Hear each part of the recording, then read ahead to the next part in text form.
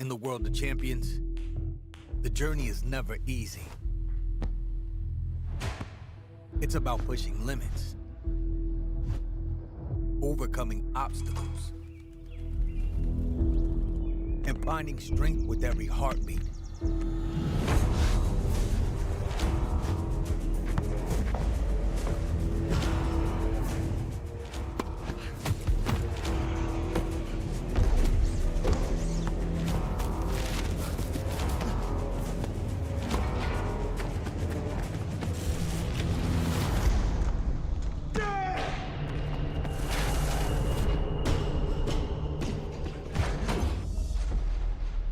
Sometimes your goals seem impossible.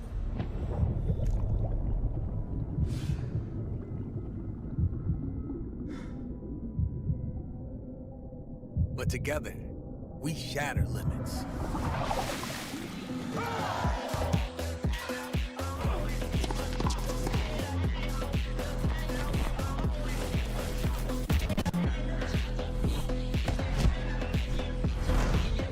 Whatever your sport, whatever your goal, we go beyond your limits together.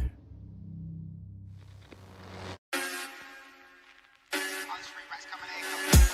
Watch him, watch out, watch him, watch out.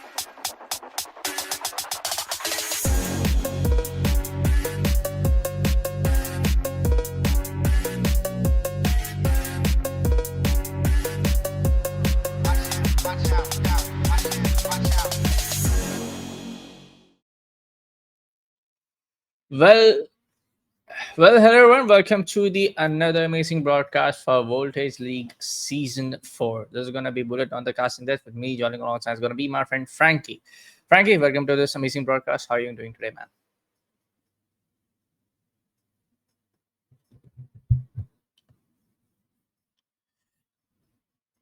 Well, yes, folks. Today our match is going to be another elimination, another set of matches coming in from the elimination side, and yes, it's going to be set in the switch stage, and we're going to see another two of the finest teams coming in from this particular region to battle out in a BO3. Well, who are these teams? As you can see on the overlays just right above our heads is going to be Project SY facing the side of Team Aku.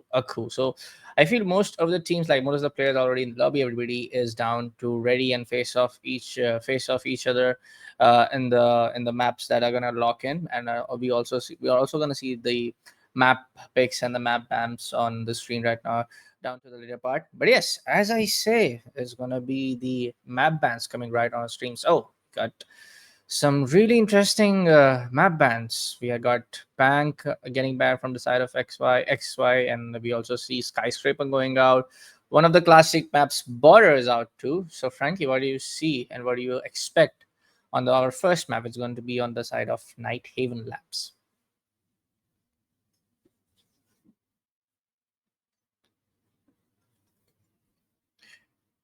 Yes, when we talk about the side of Night Haven Labs, yeah, Frankie, it's a pretty quite big map. Like another big map which has been recently added to the game, that is Lair. Of course, Lair is getting banned every now and then, whether it's be rank games, whether it's be any kind of event. We have seen even Lair getting banned in some of the T1 lobbies and T1 matches itself. But I was hoping to see Bank up here. I was also hoping to see a map like Border, but again, we do see Border getting banned from the side Mhm. of Yeah, no, Aku. So totally again, agree. my question to you, Frank, is going to be the same. What are you kind of action, what kind of strategies we expect from these teams? Because XY has picked up the side of Night Haven. What kind of action do you expect on the map number one? Yeah, so XY actually had to play this last week in an elimination match against Fraternity. They had to beat them in Mhm. a best of 3, and it was neck and neck, and it was a very defender-sided map. I think 3 attacking rounds were won in that whole series, so we're gonna have to see some nice attacking strats out of them on this Mhm. first half because they are attacking first on it. Well, yes, they're gonna be the side of XY to attack first. So it also comes down what kind of operators do we see getting banned, and also kind of sorry, attackers and defenders getting banned. In. For what I'm trying to say is again the attackers coming into play. Again, when we talk about the entire practice, as you can see, a lot of these teams are trying to we're struggling a lot to even secure one of these maps into their favor. As we see down the side of XY when it comes down to the side of Switch Stage at the on the first most on the left hand side, they were trying to play really nice and well to as most of the maps were getting into their favor. But yes, let's see what kind of action do we expect, what kind of action we can see when we get down to our first map for the day as well between these two sides. So let's see our predictions in.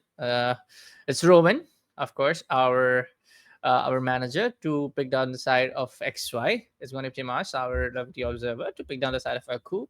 Zan has gone in for the side of XY, who is our lovely producer in the back end. Major shout out to him.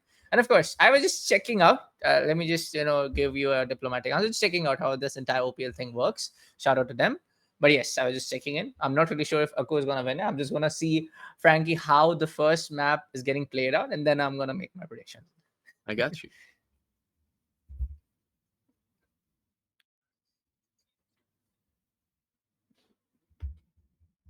Yeah.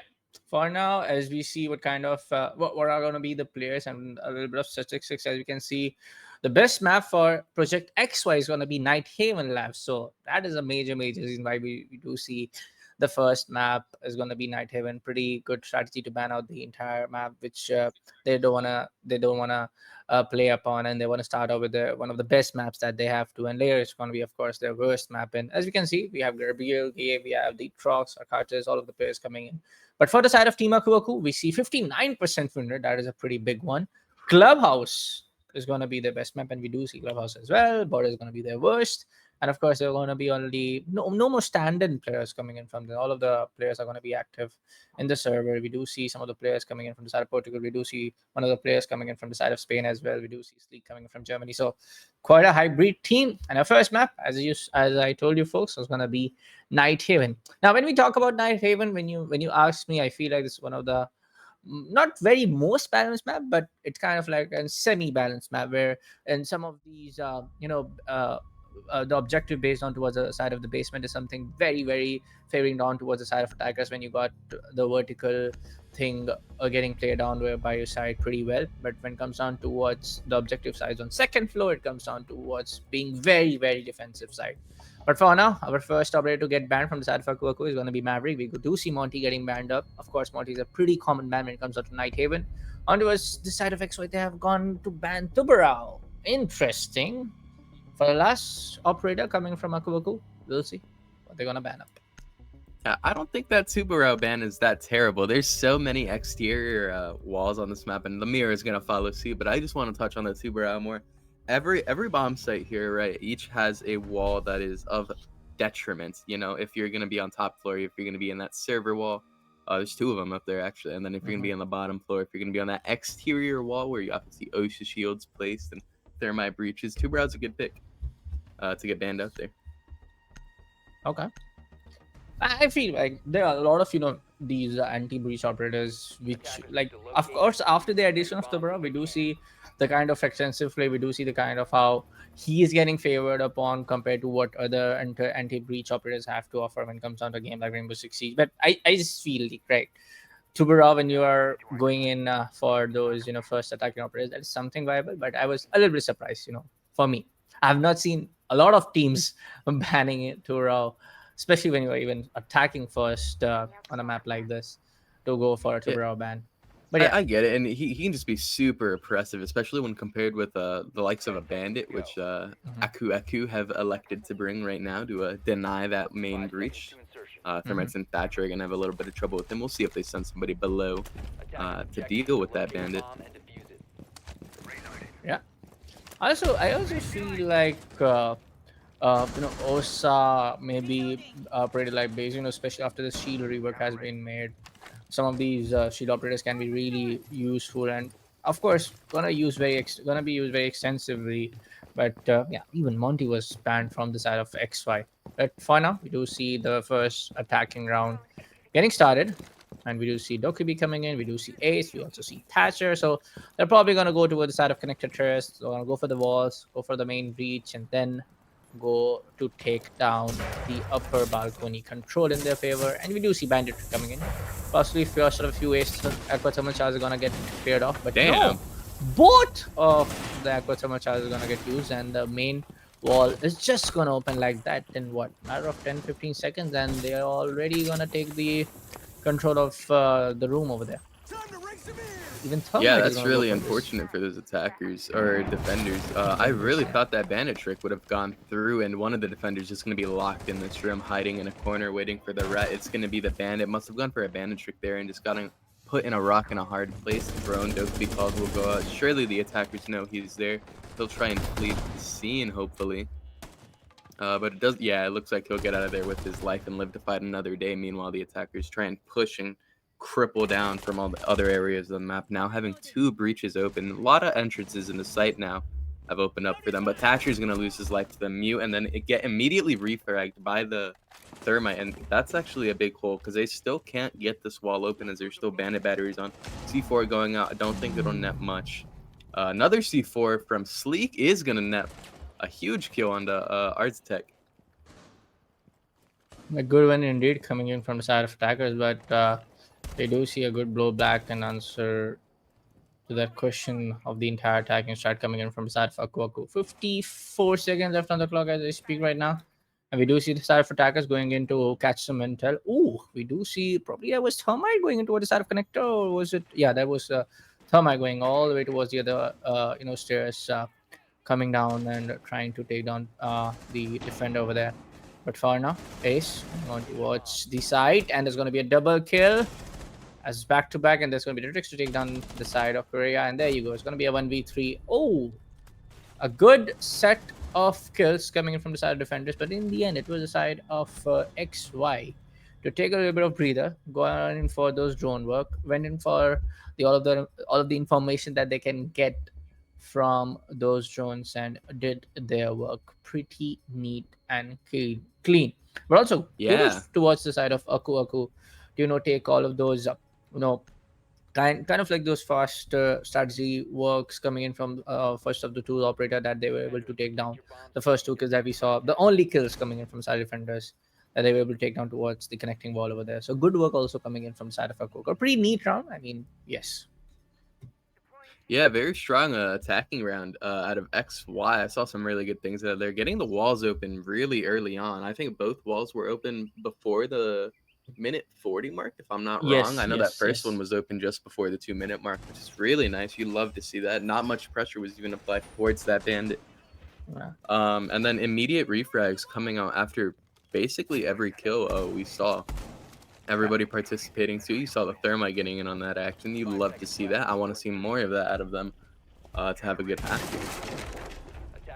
Yeah, I'm hoping to see defenders going to deny, maybe even if they're pushing in for the connector wall, or maybe even going in towards that meeting, or going in towards Saveras. What? That's Well, unfortunate. And that'll be one of the that was- C4s off the board. Now, yes. it's not a big loss in terms of C4, but I'm not sure how many Capcan traps he placed before Exactly. he went Yeah. down. Because mean- they do still have 3 C4s and a deployable shield. That is a lot of C4. There's a lot of destruction on this defensive team in terms of plant denial. And it looks like that's the game they're going to try and play, because they do have Valkyrie cameras on the site. So we'll see where this goes towards the end of the round.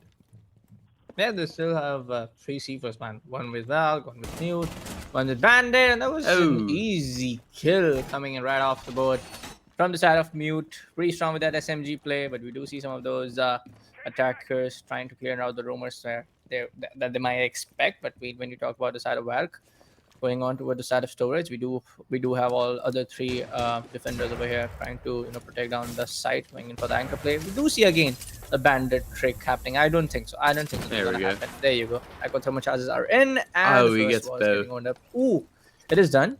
I thought that EMP nade was pretty strong over there, but anyways, can be forced to push down some anticipation shots right off that balcony door over there. But for now, we do see the defenders wasting down a lot of time for the side of attackers, and they only have 1 minute and 24 seconds left on the clock. But as I say, it's going to be a double kill Oh. coming far off the right off from the side of Buck, and he's already inside to the command center. He knows there's going to be someone over the balcony area over there, and that's going to be first kill coming in now from the side of Frost. Oh, he'll get another one, and he'll Ooh. pistol whip the Frost in Garage. Excellent after a first 2-kill entry, and then he'll hold down the site to deny from the Valkyrie retake and the Frost attempting the 1v4 clutch. That was beautiful out of the Buck. I love to see that. I'm pretty sure the side of PXW. I'm really sorry if it's an abbreviation of any kind of full name. I don't know. I'm just gonna call him Buck. That Buck, I'm pretty sure that he's already top fragging right now. I mean, the last round he got double kill. This is a 4K coming in this round, or maybe it was a 3K in last round. I'm not really sure. But yeah, I'm pretty sure that he's definitely in the top 2 of the fragging board. But this time around, we do see finally there's going to be a change inside. We do see the side of the side of exosuit and the tank and assembly room getting picked up toward the side of basement. And yes, we do see Kaid coming in. We do see Fenrir. And I was waiting to see if somebody's gonna go for that Fenrir pick or not. Even though like Fenrir has been recently nerfed, but still, you can Still very good. still very good, yeah, compared to what he was like previously. I feel like he was kind of a slightly overpowered compared to what he's right now. Slightly, just slightly. I don't know about slightly. He was pretty oppressive to play against. I did not enjoy that. Okay. Him, Salas, Azami, as all these things, or Azami's things were impenetrable. Couldn't shoot this. Had to melee them, had to blow them up. That was not a fun time. Mm-hmm. Let's see. On to the side of attackers, we do see a little bit of change. Just one operator getting to go for their rab pick. I mean, of course, you're going to use that bookie drone to open all of the possible vertical line of sights. I mean, you have huge potential to play for that vertical, to go for that vertical control and then go for those kills right off the chart. But you have to be very careful with those wild camps, because with 4 C4s coming in, one by one, you are not just left over just one of the operators. Even if like all of those, all of those, if those nitro cells are gonna connect it and gonna be a successful kill with all of those friends. But again, a Valk camp in a objective like this, in a control like this, can be really, really powerful if you're not able to take down that Valk, and of course take down that Black Eye camps. For now, we do see a little bit of aggression coming in from the side of Valk onto the side of Ending Stairs. Boogie drone going in for the play. Gonna be a yellow ping over here. Possibly someone. Yeah, that was from someone from the side of Aku. And the first logic bomb going in. Yeah, lots of intel here on the defensive team. You have 4 Valkyrie cameras, you have a bulletproof camera. Even the Fenrirs, the 4 individual ones he gets can be seen as intel. So Sku Mines can be. We're going to exchange some shots onto the back staircase. Valkyrie's going to take a little bit of fire after trying to get some on a Buck. She won't land any, but Buck will land one. That was a little too close to her head, so she'll fall off there. They are going to prep C4s, and they have yellow pings in place. If any attacker strays too close, they will fly a little too close to the sun. Valkyrie's going to pick hers back up. She decides against it, and she'll save it for another day. And meanwhile, across the map, we are exchanging some gunfire between a Cade. C4 is going to get expended, and not much is happening here. A lot is happening at once, but at the same time, nothing is happening. Yeah, we do see the side of attack, especially the side of Ram, and especially for, if I'm not wrong, that's going to be also going to work on the other side, trying to open up those vertical lines of sight to put some pressure on towards them. But is it going to be the side of Buck already on towards the Animus room? It's going to be the first kill on towards the side of Nanotech. Kate is going to take care of that, makes it a 4v4. But it's going to be the SMG-11 to play on the play. Gabe goes down as it takes down the charge in. 3v3, 30 seconds left on the clock. They gotta go for the plant as soon as possible. Of course, the Fenrir charges. The Dread Knight Mines are gonna get played. He's still going in for the plant. And the plant is gonna get... Oh, no! He takes down the Courier Denied.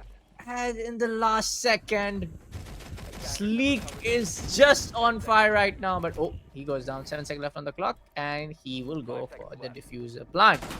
5 seconds left. It's going to be a 2v2, and the planted the diffuser. It's going to be a 1v2 for the side of Aztec. Not very good in the first 2 rounds, but here's a chance to redeem himself, but not going to happen. And there's going to be first round for the side of defense coming in this first 3-round set. Yeah, that's an unfortunate situation to have yourself in. A 1 versus 2 post plant, low HP with defenders barreling down on both sides of you. Got to pick a front if you didn't get that first kill. Fortunately, it was Raps from there. Yeah. I mean, pretty good start again coming in from the side of attackers.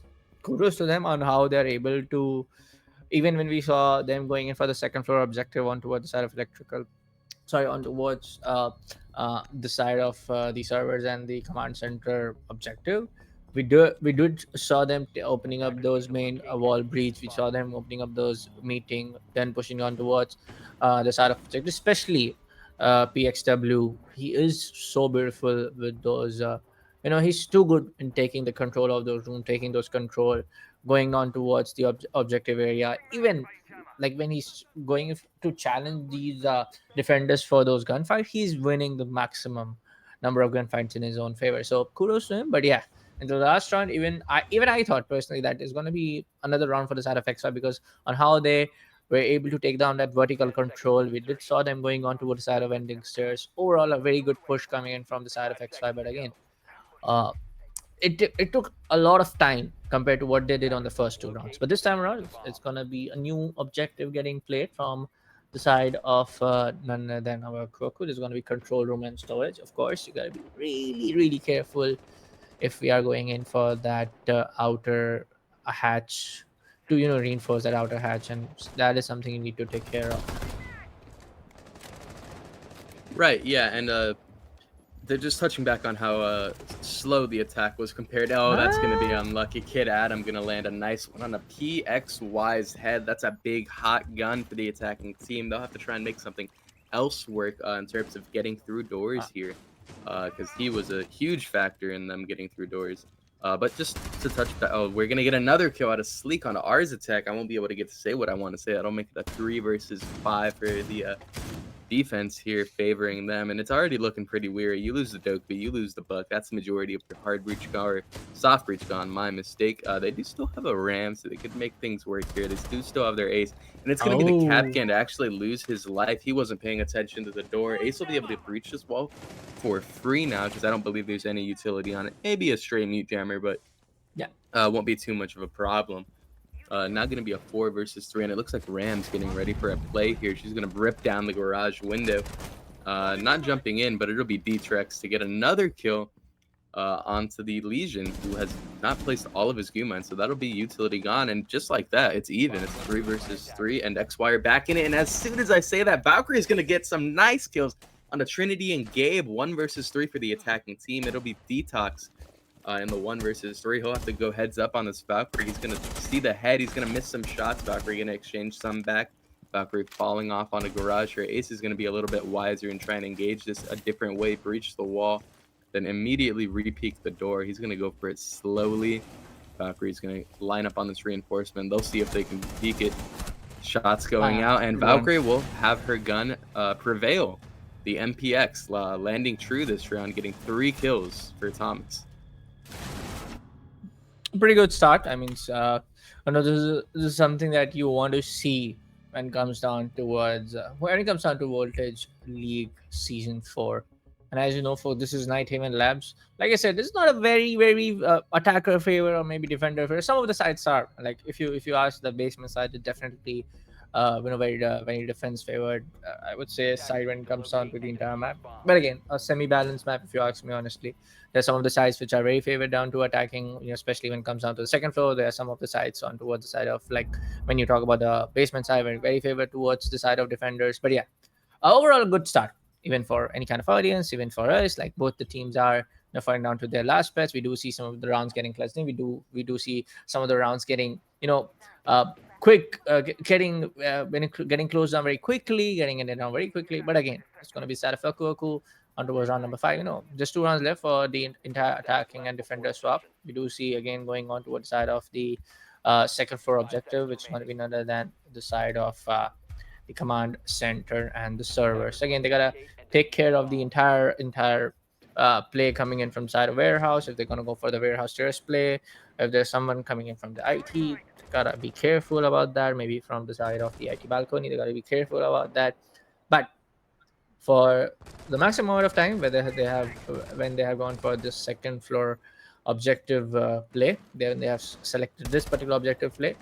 We have seen the side of attackers opening down the breach wall on towards this particular balcony over here, maybe going on towards the side of connective, and we do see them, one of the guys going in for thermite and the other guy going in for DS, because the double anti the hard breachers, coming in I from got you. Yeah. yes. And it does look like Buck was gonna almost get a kill, creeping his way into warehouse here onto the Azami, but shots just won't land through the pixels. This is a really tight pixel to be perfectly fair.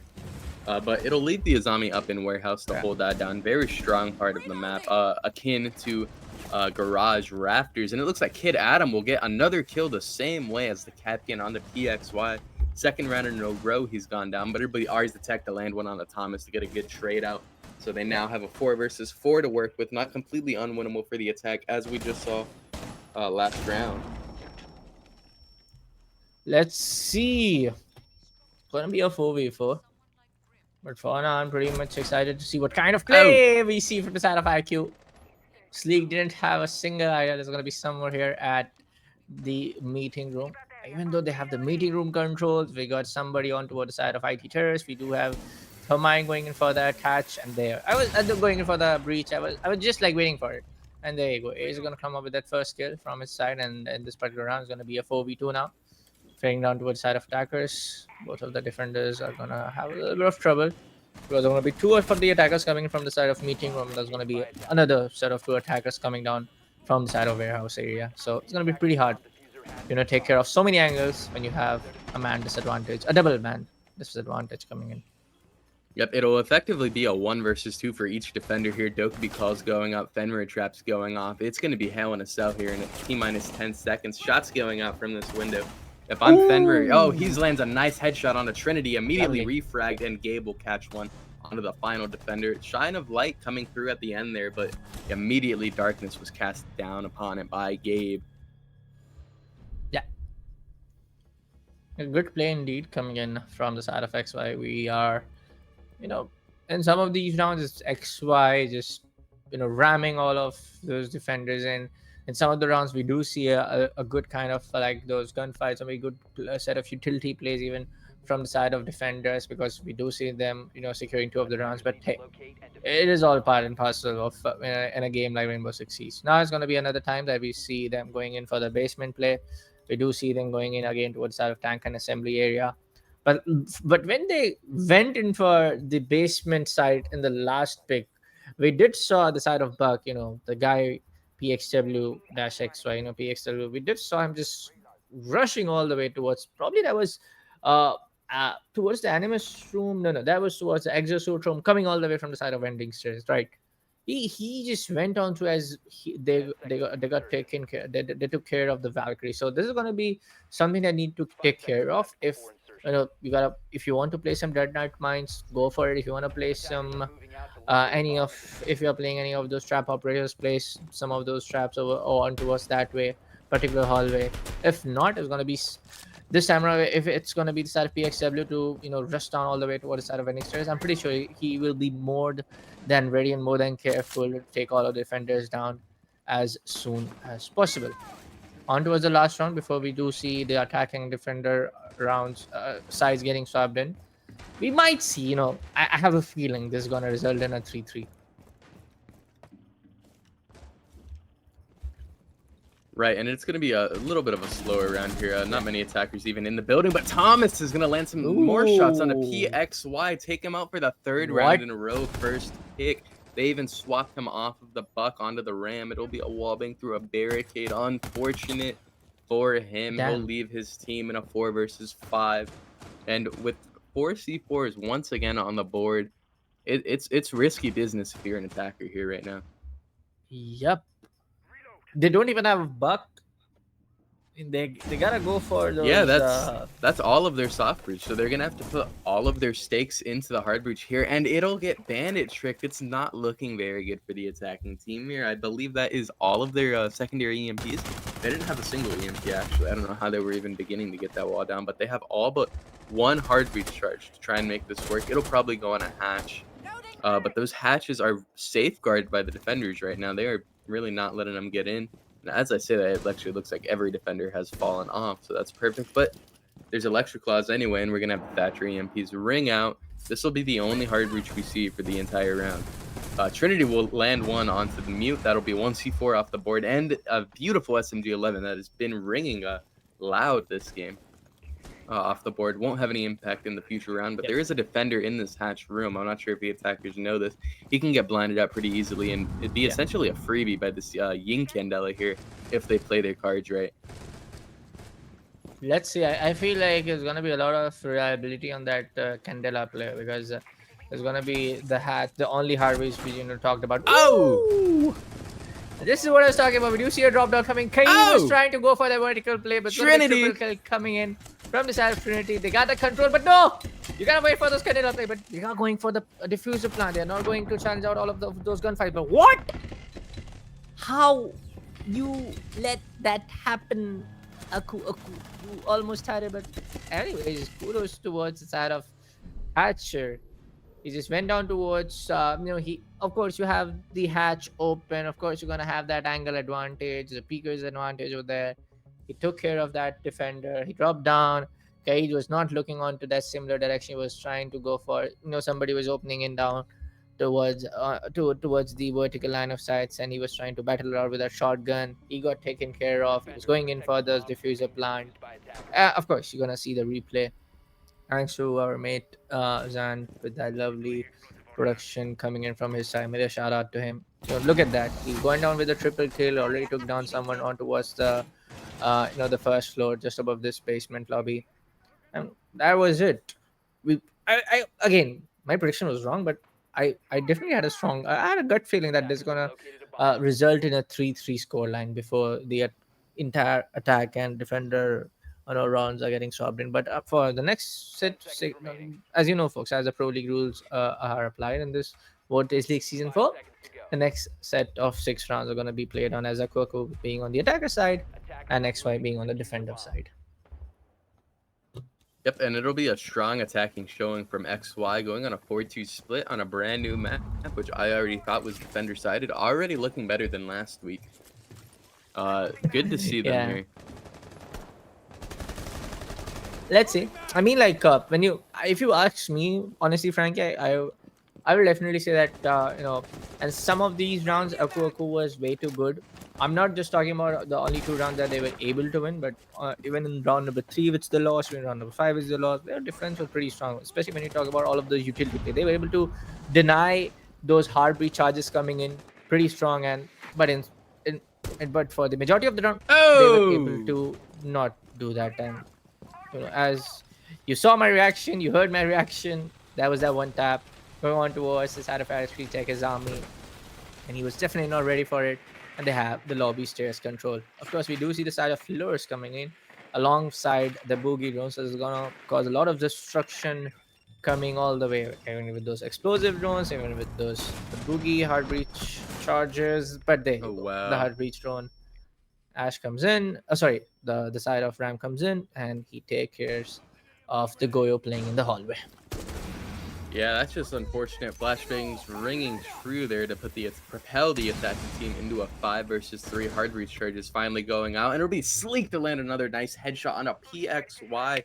TXY shining very bright like a diamond in the first 3 rounds here, but having a little bit of a quiet game in the later half here, and now leaving the defenders in a 2 versus 5. Make that a 2 versus 4 as Detox gets another one, and he'll land another one onto the window, loses his life in 1v3, immediately refragged out. Doc lands another one, 1 versus 2 for him. He'll regen to full HP with his stem pistol, and he'll reset here. 1 attacker above here and 1 attacker on the breach. Diffuser not in hand, so Doc can definitely make something work here. Attacking team is going to be droning, and it looks like IQ is going to drop the kitchen hatch here while Doc is going to land some shots onto the Thatcher. He'll start defusing.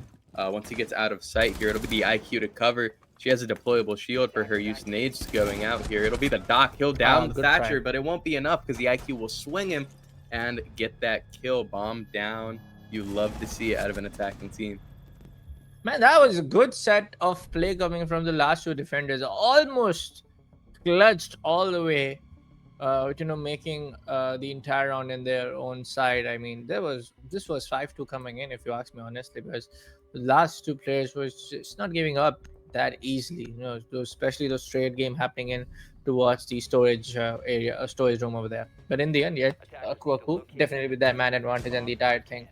That was already coming in into their own favor. Kudos to Warden and Doc. That was going to be Gabe and the other guy. His name is blocked out. That was, I guess, someone. Maybe it was side of Evan. We will take care of that. Oh, that was Detrix playing in as Warden last round itself. Pretty good play. I mean, this is how you actually play some of these anchors who are in Rainbow Six Siege. But of course, there is a saying, the roaming rogue, the roaming dog. But that was a really, really good play from the last two defenders. But for now, kudos to Sadafakwork as well. They took care of all of the defenders coming in to take their gunfight on their way. Kudos to them. Good job. A job well done when it comes down to taking those vertical control as well. But for now, we do see a major change, a major change coming on towards the attacking lineup, which is going to be Demos coming in. And Demos in a Nighthaven map, he's way too strong when it comes down to taking those 1v1 gunfights. Yeah, Demos is basically a dumbed down version of Lion if you think about it, because he just gives you perfect wall hacks on a defender. Anyone you pick, as long as you've seen them on a drone, as long as they have killed one of your teammates, you get wall hacks on them. Basically, you are limited to just your revolver, but that revolver is a hand cannon, 78 damage. One of the best sights in the game. I wish I could put that little reticle on everything. I would use it. Yeah. But yeah, Demos very good pick for this map, and it does look like the walls are going to get open simultaneously as I was talking about that. So that'll be a good lanes for the attackers to push through. Let's see how they're gonna approach. As we do see, the side of the command center and servers getting picked up, the second floor site. Maybe not going to be a lot of more scans coming in, but he has scanned someone. Possibly that was Legion. Yeah, that was Legion getting Sander from the side of Demos to get targeted. Not scanned, as you said, Lan. The word scan came into my mind. That is going to be targeted from the side of Demos to be specifically right with this whole ability play right now. But for now, we do see nobody to get killed off or getting picked off from anyone's side. We do see the side of attackers making their way all the way towards the meeting room area. We do see the main breach wall getting charged up. But ooh, the first kill. That's going to be none other than the side of Legion getting picked off. And there you go, the first pick coming from the side of Demos. And this is what I was talking about. An operator like Demos, when you're especially very good, even with those vertical plays, even good, taking those gunfights in your favor, Demos is something that you need to, a must have in your team. And I was pretty surprised that PXW is not playing and out picking Demos and in their attacking side. But for now, we do see the red pinks coming in. I'm pretty sure now that Warden has an idea. But oh, the charge comes up and a double kill from both sides, and it's going to be a 2v5.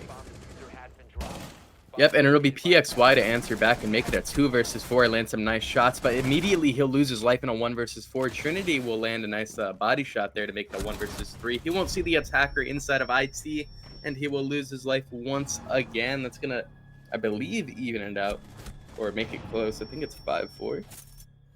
Yeah, it is going to be round number 9 to get started. So 4-4. All right. The scores are going to get it will make it even for now. Yep. I mean, both sides.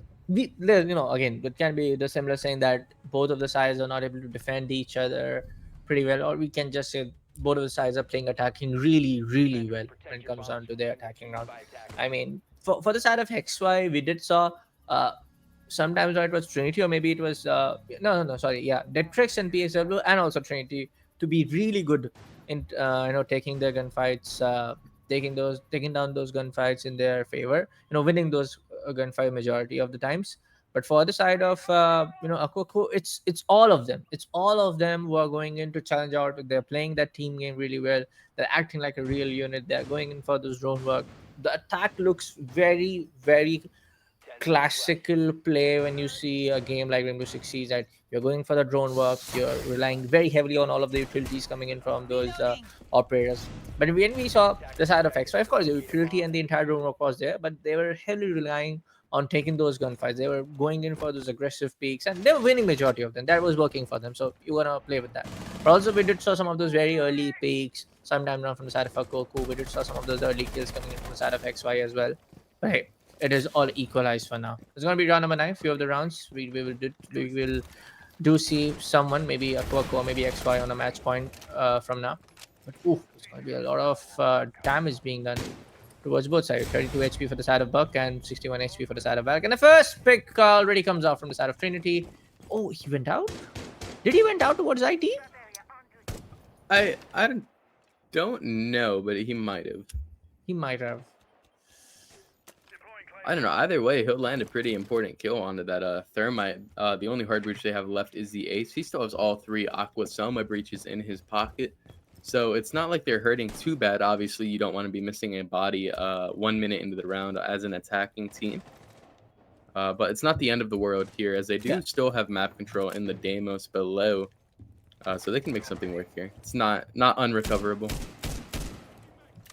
Yeah, I mean, I love how he is using Deimos, but Ooh. Caster Curse is real. I'm not going to say anything. Yeah, that's just unfortunate. Gabe walking down the staircase there and redeeming basically a freebie, because that's what that was. He just had his back to him, no attackers in sight. He's actually going to get full white by the Buck here, but he'll full white himself, and Lemieux will be able to swing out. Wasn't blinded at all. Double kill for Trinity, and it'll be the Ace to land another one on the PXY. It's a 4 versus 1 for the attacking team.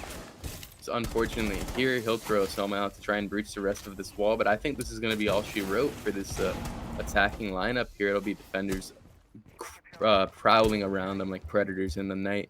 It'll be Smoke close on the breach here. I think he'll be the one to get the kill. Yep. There you go. It's going to be a 5-4 for now, going into the favor of XY.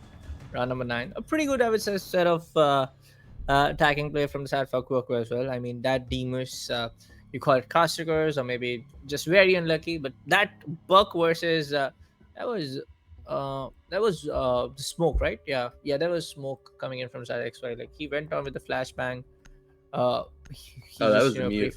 That was mute. Yeah, sorry, that was mute with that SMG play. He just went on with that pre-fire, Same difference. and that was difference in the ability, right? But that was very unlucky for the side of Buck. I thought that he's not gonna self flashbang himself all the way towards that hallway. That was pretty unlucky for him. But yeah, it's just unfortunate. We've all been there. You throw a flashbang and it flashes you instead of the person you meant to. We've been there. Yeah, but that is something that you don't want to make in a tournament like this. That is some kind of mistake that you want to avoid, right? But for now, yes, folks, we're gonna go all the way towards the side of round number 10. We might see XY going in towards the first map point, going into their favor, maybe, if they're able to win. Or maybe we do see Akuaku going on map point. Or maybe we do see an overtime play coming in. Let's see. Let's see. Meanwhile, we are going to see a kind of a odd pick nowadays. We are going to have a Maestro on the board. He is not newly buffed. It's been a thing for a while now, but he basically just gets one more evil eye. Very nice. And it looks like there's going to be a defender that throws a C4 out, tries to catch one, but he might as well have just thrown that C4 in the trasher. It won't net him anything. He'll swing window with his Deagle for some reason. He's really feeling himself. That's PXY trying to get a freebie with the Deagle and C4, but it won't land him anything, so he'll just get away with his life. There is no more C4s left, by the way. There's only going to be those impact nades. Yeah. There's going to be 2 of the proxy alarms from 6 Smoke. impact nades. So a lot of impact nades actually. There's 6 of them.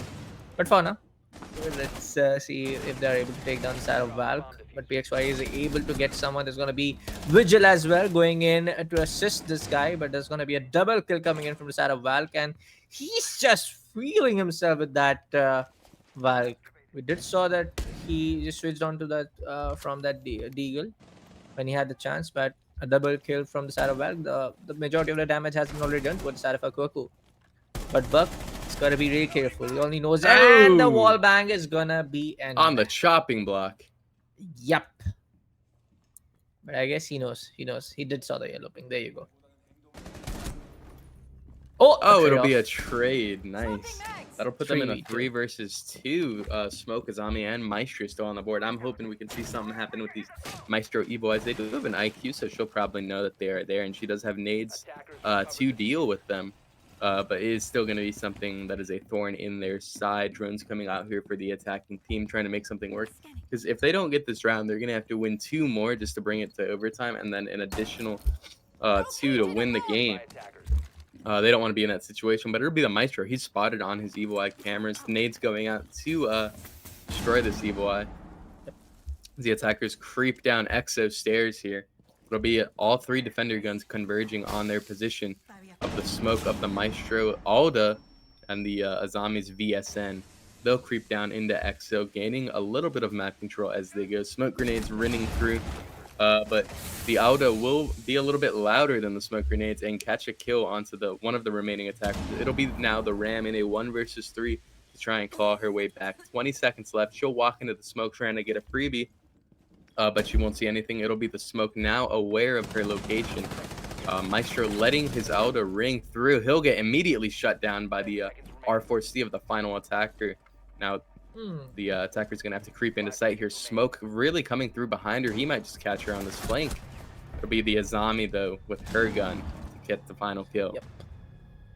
A good set of play coming in from the side of defense. Especially gotta give a huge round of applause coming in for the South PXL. He's just feeding himself. We did saw him playing so well when it comes down to taking those kills in for his team. When he was playing as the attacking side, when he was playing with as well, we do see him on 10 frags, and that is the highest number of frags up till now. We do see a timeout coming in from the side of Akuaku, and this timeout is going to last for the 60 seconds, and now 30 seconds for now. Oh, that is 45 seconds.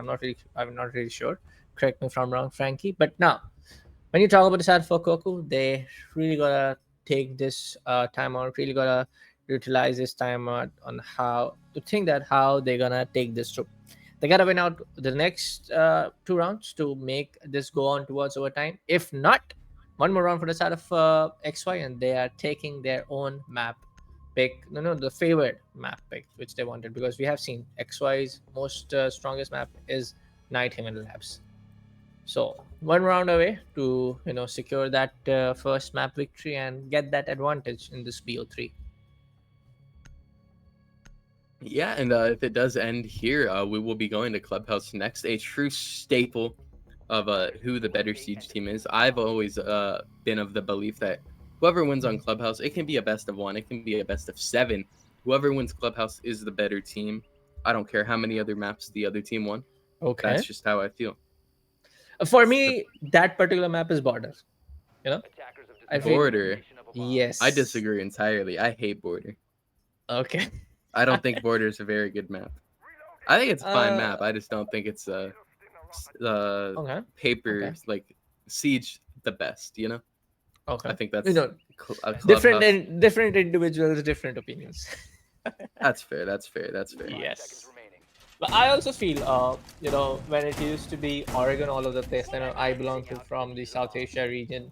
When it comes down to the best of the best teams playing in South Asia region, even the best of the best teams, sometimes, back in year 8, if you remember in year 7, it was Oregon all over the place. So yeah, even for me, Oregon used to be one of those classic maps which I love to play, even love to cast as well. But hey, get our entire conversation aside, let's go down to what's going to happen in round number 11.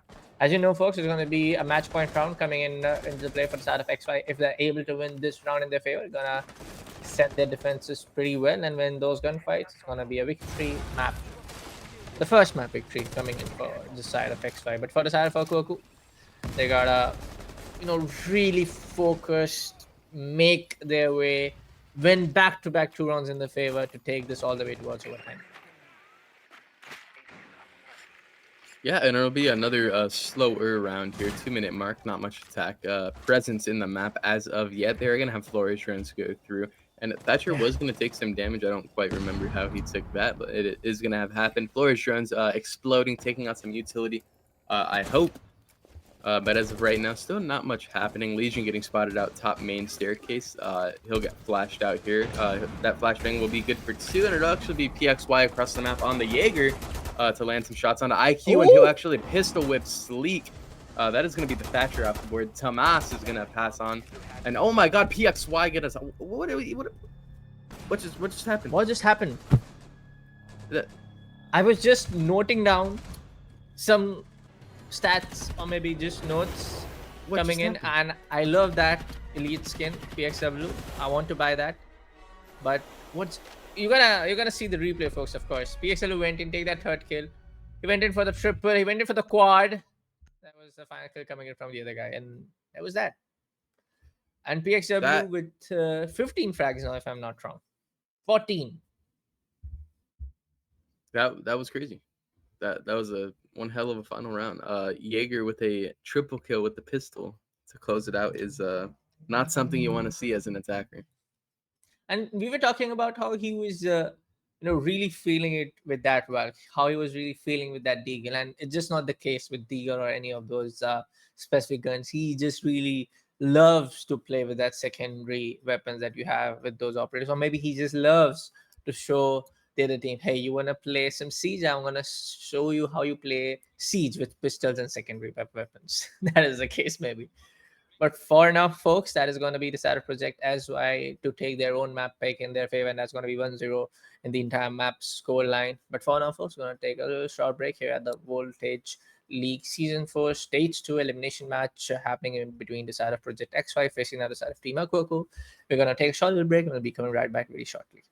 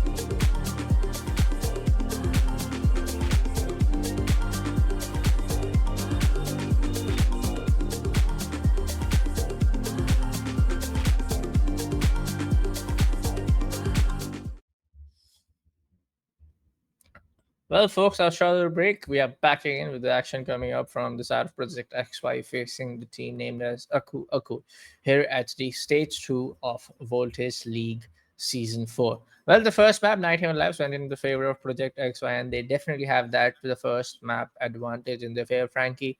But that scoreline was 7-4. Of course, we might see a change in terms of the entire pace when it comes down to the on how Aqua can win some of those rounds in their favor. The majority rounds in their favor because Clubhouse is gonna be their map pick compared to what we saw XY winning in their map pick. Right, and I'm always excited to see a good game of Clubhouse. You know my opinion of Clubhouse. It is. Yes, I think it is the best map in the game, by far. Yeah, definitely. I I also agree with that. I don't think there's a better map than Clubhouse right now. But I'm excited to see it. I hope we go to Chalet, which is going to be the final map, assuming this map is won by EQ. But if we don't see it, it's whatever. I got to cast Clubhouse today. I'm happy. Okay. Well, if like you said, if Aku is able to win, and I'm not being biased, but I have a slight doubt on that because we did saw the side of Aku. If we just keep the entire map advantage, map pick aside, we did saw XY being better in terms of winning those gunfights. No biasness, and there's no picking sides as a caster, but it is the case. XY were able to win majority of the gunfight, whether it was coming from PXW, whether it was coming from Trinity, whether it was coming from Dave, when even Doc and Rook are sorry. The side of Warden and Doc was there in round number 4. They were able to almost clutch it out in a 2v5. So I feel like yes, that is the case. That for the side of XY, if they're able to get down with a utility play right, they're of course able to win those rounds. If they're not, they heavily rely on taking those frag down, heavily rely to taking their opponents down one by one. We do see the side of Veen getting banned off from the side of Aku, the first attacker from this side. We do see again Monty getting banned off from the side of XY. Might be Fender or might be Maestro, I feel, from the side of Aku. Oh, but that will be Kaid. Indeed, a good one. Of course, there's going to be a lot of walls, a lot of everything that you want to open in a map like Clubhouse, especially with those main terrace over there. Even when you go on towards gym and bedroom, cache and CCTV, you know the drill. But again, that can be done from side of Tubarao combined with Bandit as well. But for the side of XY, it is going to be Fender. And yes, Fender is something very common on map like Clubhouse. Right. Yeah. Ban's not too out of the ordinary here. You get the kid who deny hatches and Yeah. walls. I'm expecting. Oh, I was expecting gym bedroom first. Church Arsenal would have been my second guess. We're gonna have the defenders go into the basement, as it looks. And it looks like the attackers are prepping for one of the top sites. Oh, we do see Tachanka coming in. We do see Legion coming in. Somebody wants to end this map in a hurry. I remember bad things about Tachanka last time I casted XY. They have a tendency to open all of the church walls. This triple wall? Okay, and it looks like they're not going to do it. Okay. I did not like it last time around. They lost every round they did it. I think they lost every round that they had Tachanka. Let's see, maybe. I'm not a fan. Maybe they have something else for today. They did switch some it up other a little recipe. bit, so we'll see. We will see, right? But on how you play, how you professionally, how well you play Tachanka, and how you set up sites is completely ditto from what we have seen. Completely right, well made. The entire preparation, entire prep for the walls to open up those big rotation holes coming in with that DP28. But let's see what's going to be the play for now. It's going to be Hibana. It's going to be Ash. We do see Buck. We don't see those extensive, the most big hard breachers, Ace and everyone. But we do see Hibana coming in. So I feel they're gonna heavily rely to open those hatches from the side of kitchen and towards the church area, and then going towards making that drop down. Someone pushing from the side of main stairs, someone pushing down from the side of blue stairs. That is going to be the case. But there's going to be someone playing on towards the second floor, and that's going to be none other than the side of Azami. The first pick comes up from the side of PXW, and there comes the mighty, the man who is going all in when he's playing in with pistols, with SMGs. What is left? The main guns? Of course, he's going to get that. But for now, the defenders is something, these rumors, these Azami, these Legion is something that needs to be taken care of from the side of attackers. But for now, Ash is gone. It's going to be second kill coming in from the side of Azami, and it's going to be really, really early 5v3 advantage going into the favor of XY.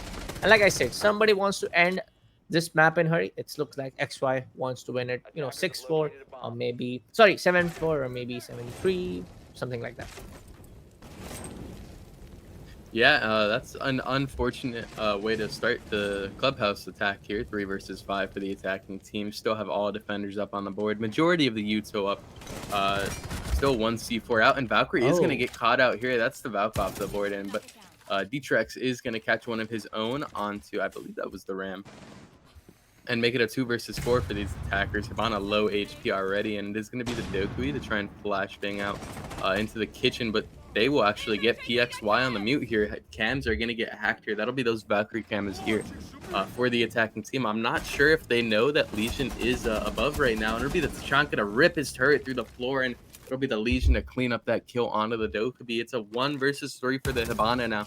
She'll get the remaining hatch, see if she can get a lane of entry there. Yellow Ping's going out to try and assist in the 1 versus 3 clutch. Not much going on here. The Tachanka will shine through the floorboards, get a nice wall bang onto the Hibana, and close out the round for them. Yep. 1-0 XY. XY are pretty good, man. I mean, I might sound biased because this is the second time I am saying it right now, because they are able to play defense pretty well. They're able to play with those utility pretty well. They're able to do it pretty well. Everything right now, even relying heavily on the utility play. We did so on just in the first round, but Aku, they need to be very specific on how they're gonna go for how they're gonna clear out those roamers, how they're gonna go to approach the site, maybe distribute those attackers coming up, take down those roamers, and then go for those anchor plays right there on the objective. But for now, it's going to be Jim and Red Room getting picked up from the side of XY. Aku can definitely make a really big change in their attacking option lineup and go on towards taking control of the exterior balcony over here that we are able to see with the vertical cam. The aerial view cam over here, the drone view, or the air view, whatever you want to call it. Or maybe just push down towards side of construction. Any kind of approach can work out for you. But we do see Castle coming up from the side of PXW, and this Castle can cause a lot of trouble, especially when you're pushing down from the side of service area, or you want to call it the CCTV area for now. But let's see what kind of strategy we do see from the side of Aku. Yeah, we are going to see the attacking team seemingly decide to do a cash over take here. They could send 1 or 2 players over to Jacuzzi. They do have the hard breach utility for it, but it does look like we're going to have some entry into garage here to try and contest this garage push. It looks like we have a Ash walking up rafters here. She's going to be caught out by the peat holes here. She doesn't know that she was seen, but the Azami sure as hell does. Yeah. So they'll know that, and they'll try and stop this push as soon as it gets going. It'll be the Ash start pushing up through dangerously close to the Azami right now. Looks like Ash is going to walk through the door, and the wall gets open, and Azami is going to get that line of sight onto the Ash and decide to kill her. It's going to be the Thermite to try and be next up to bat. He'll land some nice shots onto the Castle. Not going to net anything, though. Oh, even more damage. Castle's going to be 1 HP now, and it's going to be Trinity to get another one onto the Ace. That's one of the hard breach down. Thomas is on the buck, is going to answer to get one of his own onto the Warden now. Effectively a 4 versus 2 as PXY lands a nice headshot onto Sleek, and Azami is somehow still up in cash here. Going to get full whited here. Pre-fired by the buck. PXY going to catch one of his own. Kid Adam getting another one on the Trinity. That'll be the Azami finally gone. But Thermite's in a 1 versus 3 now. Castle 1 HP. It's winnable. He just needs to be able to find the defenders in the right locations at the right time. Castle's going to go out for an overswing here. Not going to net him much. Smoke is going to be top red. Shotgun in hand. Gabe is going to get a freebie there. Another 2-0 for XY. I love how, that Azami was just not going down. I mean, I love how he was able to use those Q9 barriers to block all of the possible line of sights happening in. I love how he was getting assisted by PXW, with his army, with the Castle being on PXW, and PXW was able to get to. He was able to get to, right? Yeah, he was able to get to in this last round. So good play coming in from Azami and Castle to just not like any of the attackers going on towards the side of everybody just came in all the way towards coming in from the side of the server room area to take down the control of the cache room, and then going on all the way toward the side of construction. So that was the case right there.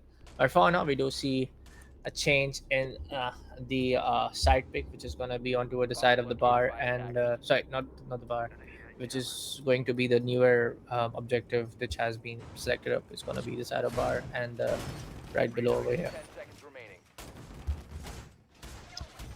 Right, and bar is kind of an odd one. It's a site Yeah. that you don't see too often, very often at all. Normally, you see a CCTV before you see this one, but it does look like Yes. XY have something else to say about it, as they apparently like the site. And we're gonna see the turret switched off Tachanka here, in exchange for the VSN with an ACOG attachment on it.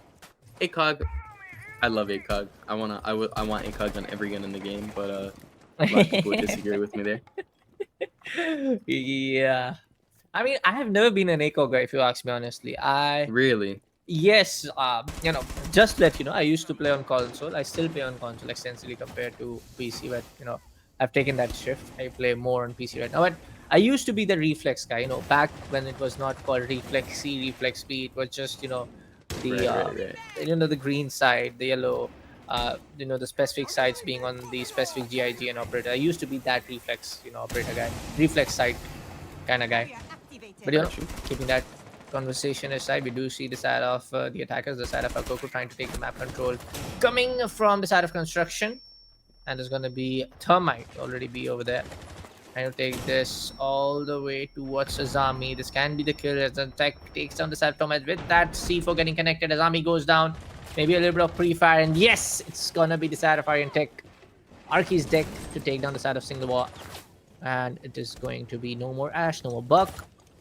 Really hard to open up those vertical line of sights. There's going to be only Zofia to assist with that, but Sleek will be able to take down the firepower of BXW in that gunfight. It's going to result in a 3v3. Of course, Tachanka can slow down the crowd control, slow down the entire attackers coming on all the way from the main stairs over there. But how long? How long you can do that, where they do have the soft recharges, they do have the ace. One of those, no, there's going to be no more aqua thermal charges left. Sorry, it's going to be a couple of soft recharges left from the side of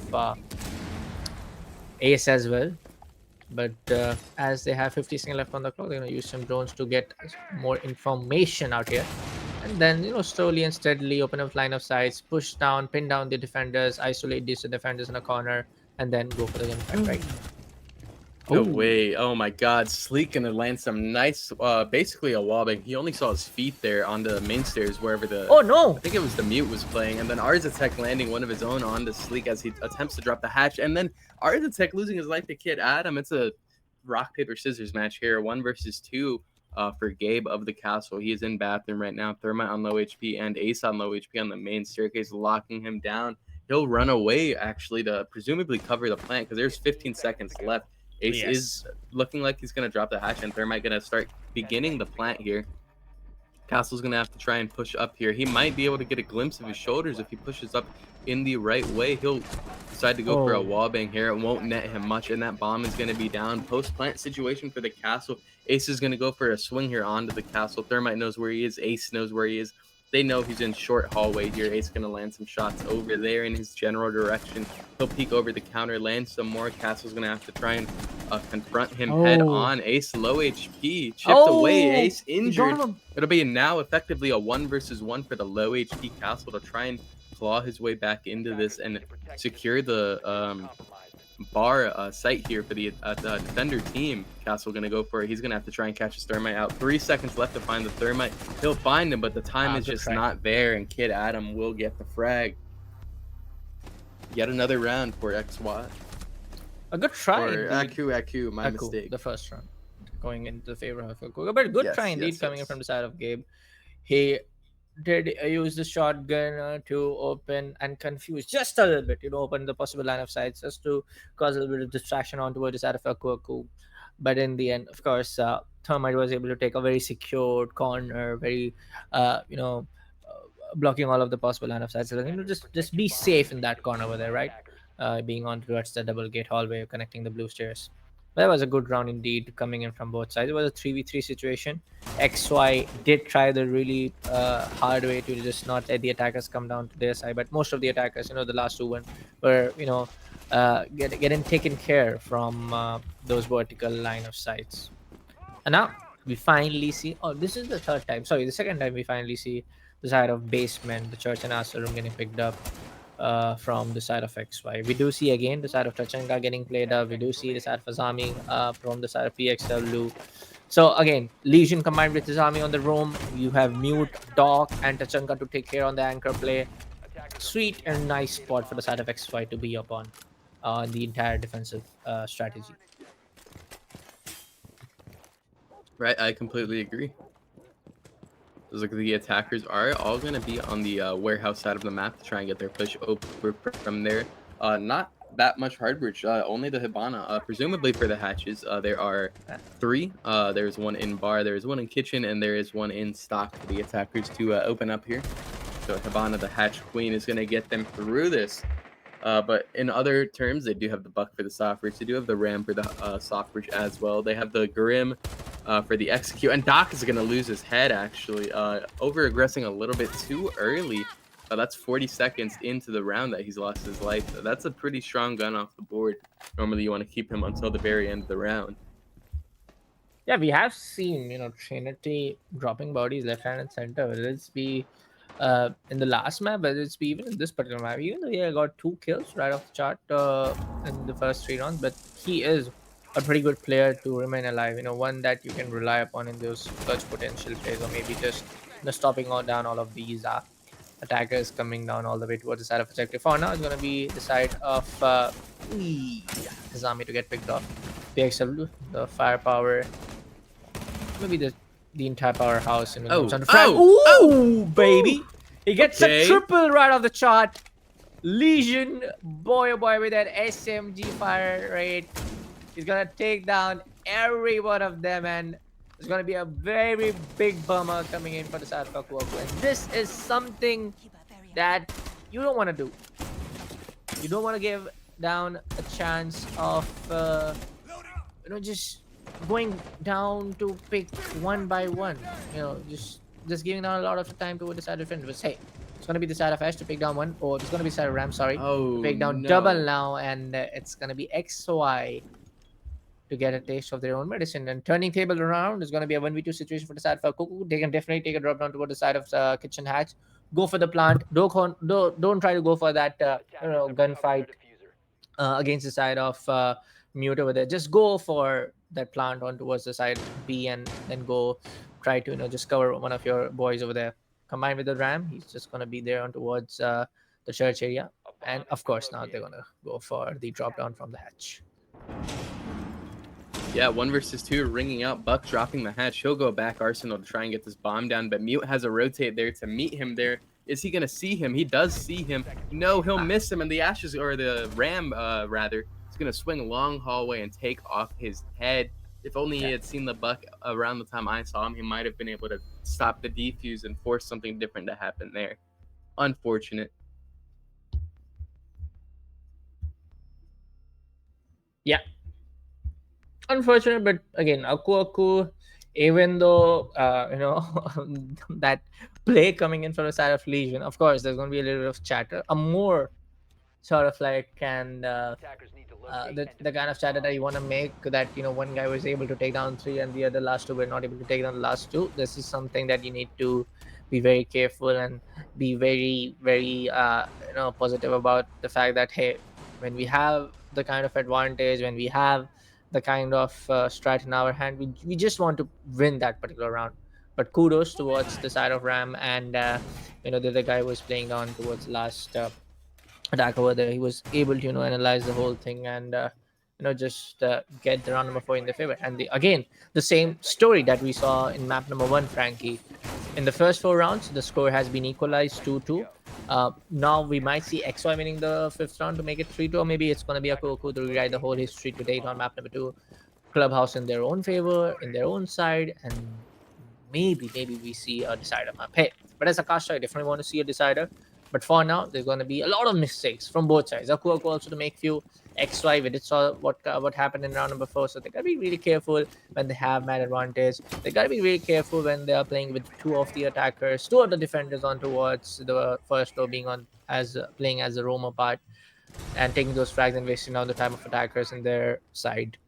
But for now, we do see a little bit of gunfight coming all the way from the side of Garage. There's already going to be the side of Ash to take take control of the Garage stairs over there.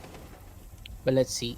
It's going to be the play from the other attackers as well. We do see construction wall getting opened up. We do see... Oh, that was main beat, sorry. Oh, no, that was construction wall only to get opened up.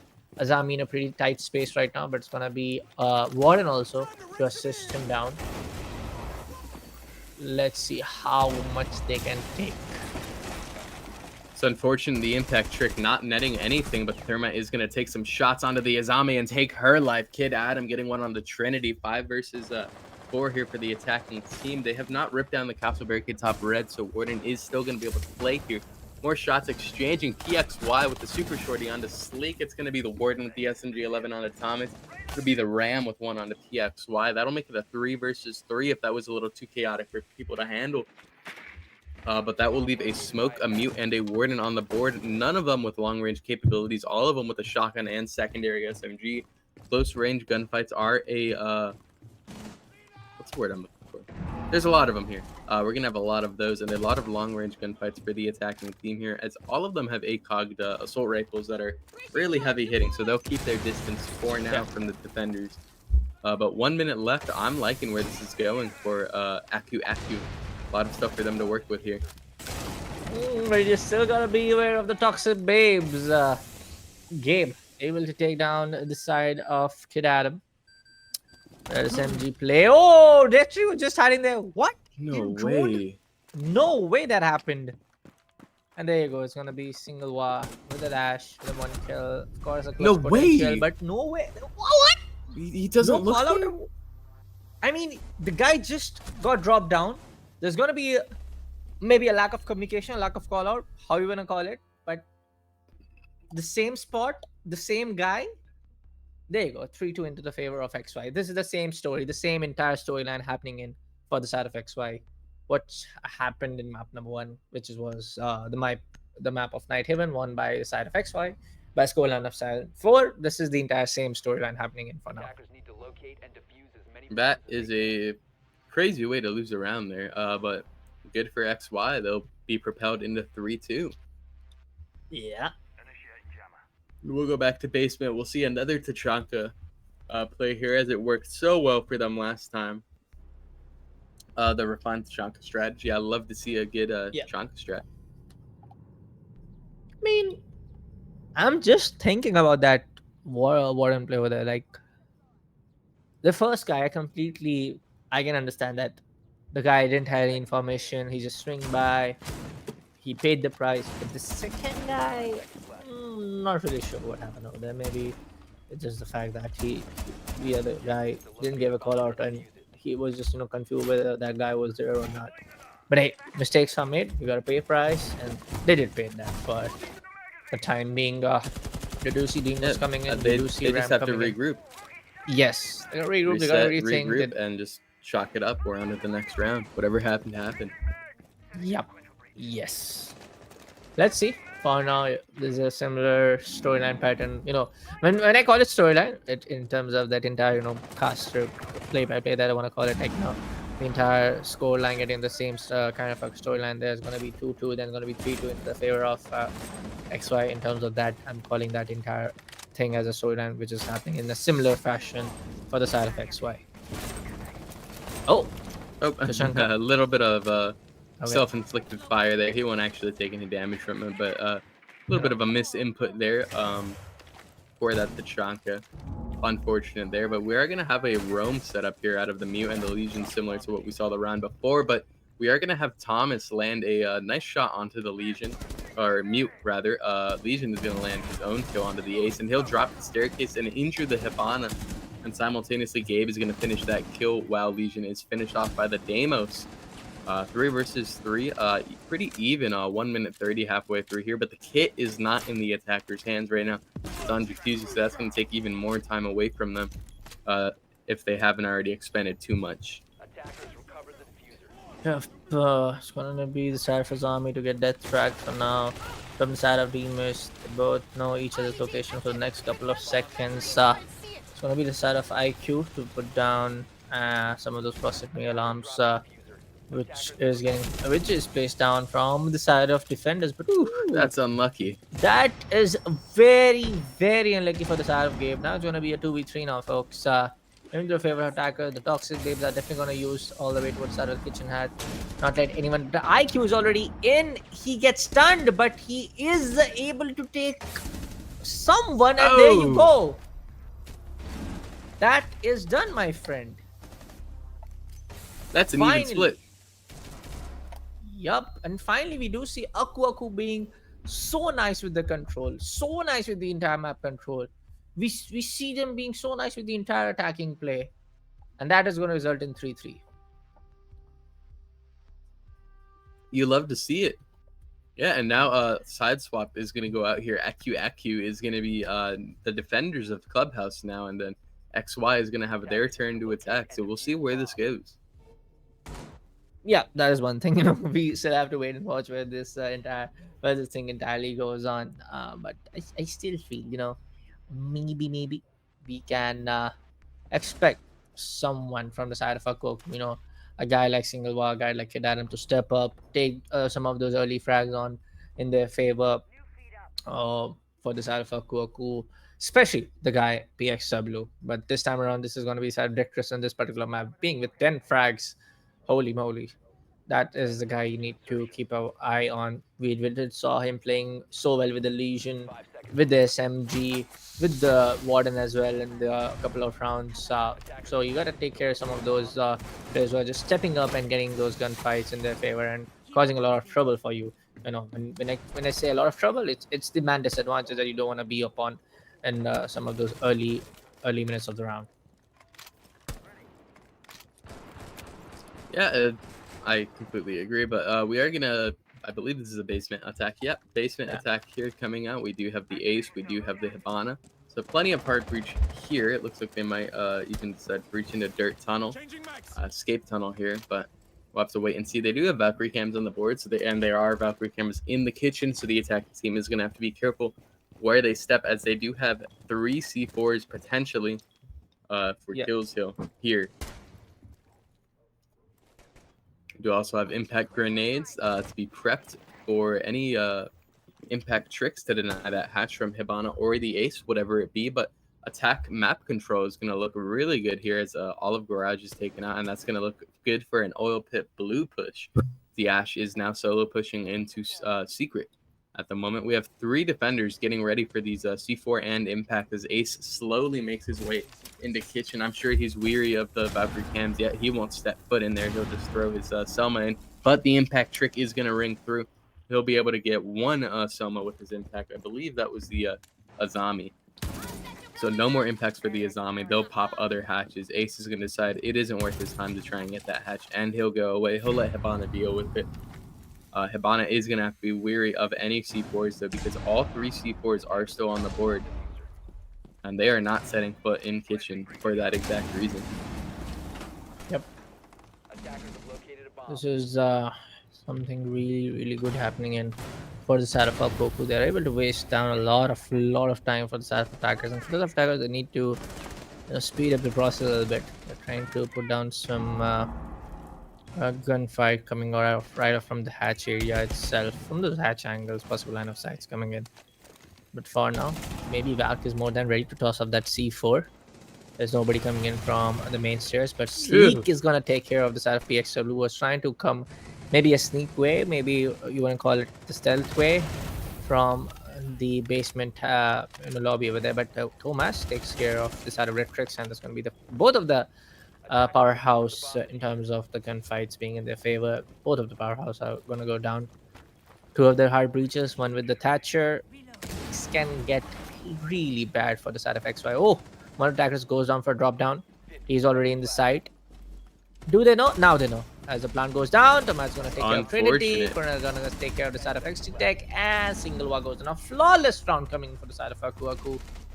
And that is that, my friend. Goku are able to win back-to-back 2 rounds, which is something we didn't saw in the first map. them winning 2 back-to-back rounds, that is something really good happening in for the side of Akoku. They are now definitely feeling the real flow of the game in their favor now. 4-3 is going to be the scoreline. Yeah, everything comes crashing down for them there as basically a flawless round out of Aku Aku. Yep. Attackers need to locate and defuse bombs. Really hate to see it there. A flurry of kills coming out in the last 10 seconds there. Aku Aku's guns just shining through. It was mainly gunfights that were lost there, along in combination with a funnel through the hatch. That really just made it hard for XY to try and win that round. But we are going to move on to a new round here. We are Gym Bedroom, one of the best sites on this map. They're going to try and make something work here. They're going to run with a Mira strategy. Mira left open, of course, very influential operator, one of the best ops in the game. Basically, whenever she's open, you'll see her able to transform the way any bomb site is played. So we'll see how this works out for Aku Aku, and we will see how XY begin to deal with this, because as of right now, the only operator they have to deal with it is the Ash, who can shoot Ash charges into the Black Mirror. And because of the way the drill works on the Ash charge, it burrows into the glass and it shatters it. So we'll see what they do here. It does look like it's going to be a garage push. And we are going to have the Wamai doing a rat play inside of Oil Pit. We'll see if he gets spotted out here. He can see any attacker that creeps up the staircase here. And I think that's the idea. We'll see if she walks up here. She's going to shoot the depot camera, but it looks like she's weary. She knows that there might potentially be one down here. She'll send a drone over. Very good garage drone, need I add. But I'm sure she knows that there's one down here. She's weary of it. She's not going to walk up the stairs just yet. And her head is going to get caught out. She knew he was there. She was going to slowly peek it, but that's PXY off the board. And it'll be the Wamai. Get out of there with his life. He'll flee the scene of the crime and live to fight another day. Live to fight another day. Maybe that guy's going to die another. But there you go. The yellow ping's going to come up from the side of the attackers. They know for a fact that it's going to be two of the defenders right here. They're going to use that Epagni to make a quick rotation. It's going to get off that area, that the stairs over here, which is going to be getting pushed up from the side of the aviation. So it's going to get off that danger zone as soon as possible.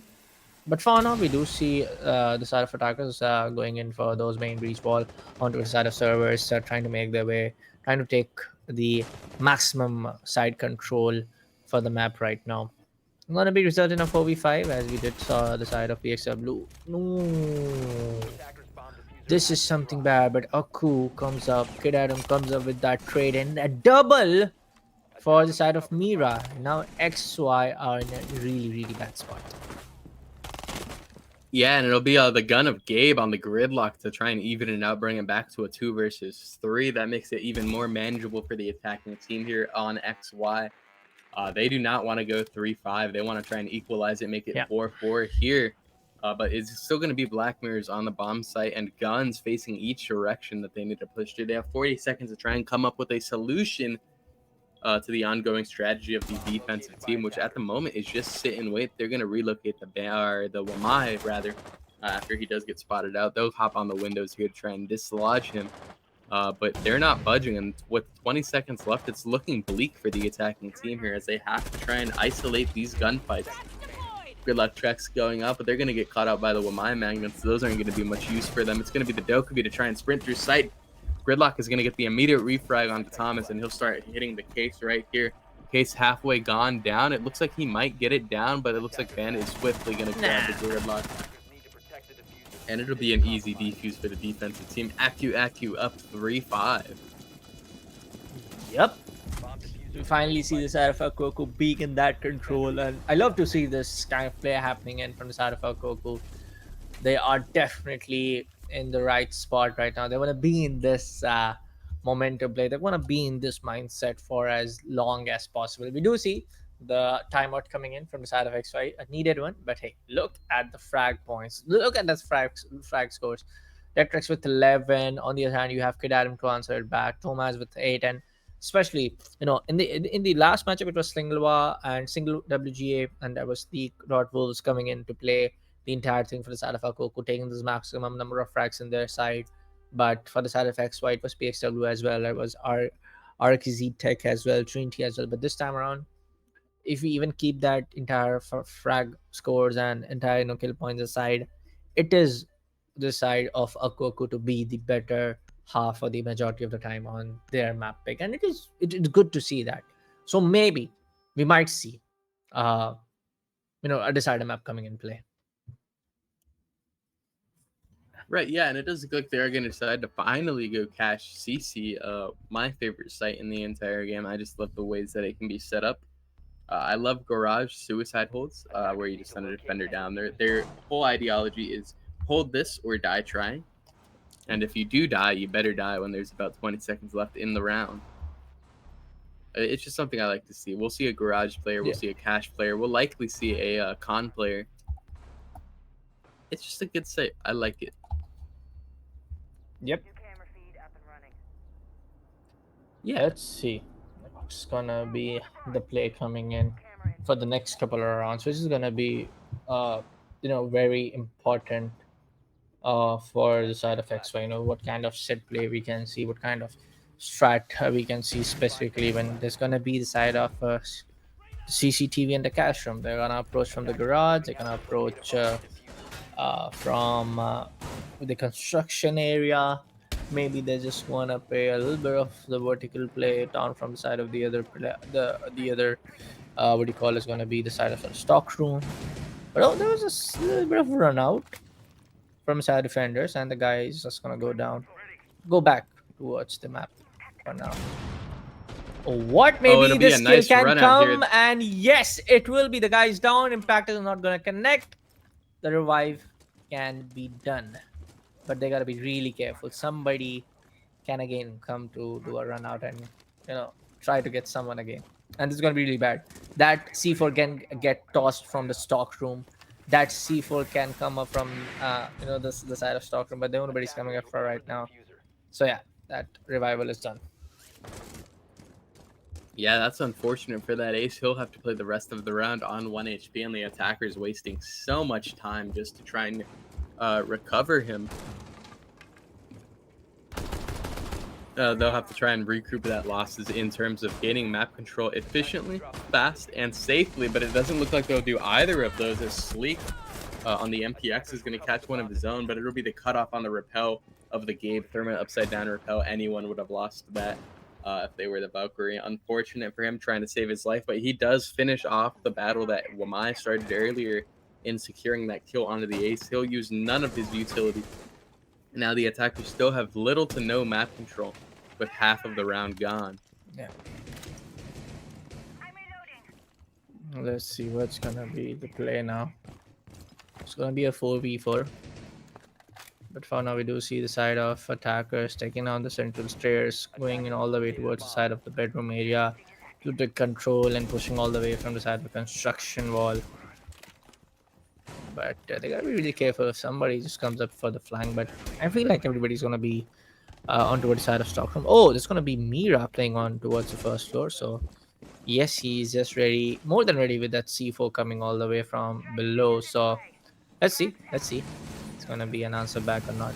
We do see the side of the other wall coming all the way from this to connect that cash room wall towards that angle. But ooh, Zami with that flick takes down the side of Detrix, and now it's going to be a 4v3. Kid Adam takes down the side of Trinity, was playing on towards the first floor, and that's going to be it. And Aku takes on another round in their side, and right now they are letting the side of XY know that, hey, you won your map pick. It's time for ourselves to win our map pick, and that's going to be match point 6-3 coming in for the side of Aku. And boy, oh boy, we are definitely seeing third map coming in the way. Yeah, XY needing to win 3 rounds just to get to overtime, and then 2 more just to win out the game and try and secure a 2-0 here, but it doesn't look like that is very plausible at the moment. Looks like there might be a little bit of a rehost here, so Yeah. oh no, ready, Could be. ready, not rehost. Okay. My mistake. Yeah, it was just a little bit of a pause. But yeah, Aku looks like we might be going to Chalet here soon. Attackers need to locate and defuse Yeah, I mean, right now Aku are in the hot zone. They are definitely feeling uh the entire the right mindset or the right kind of momentum being in their side.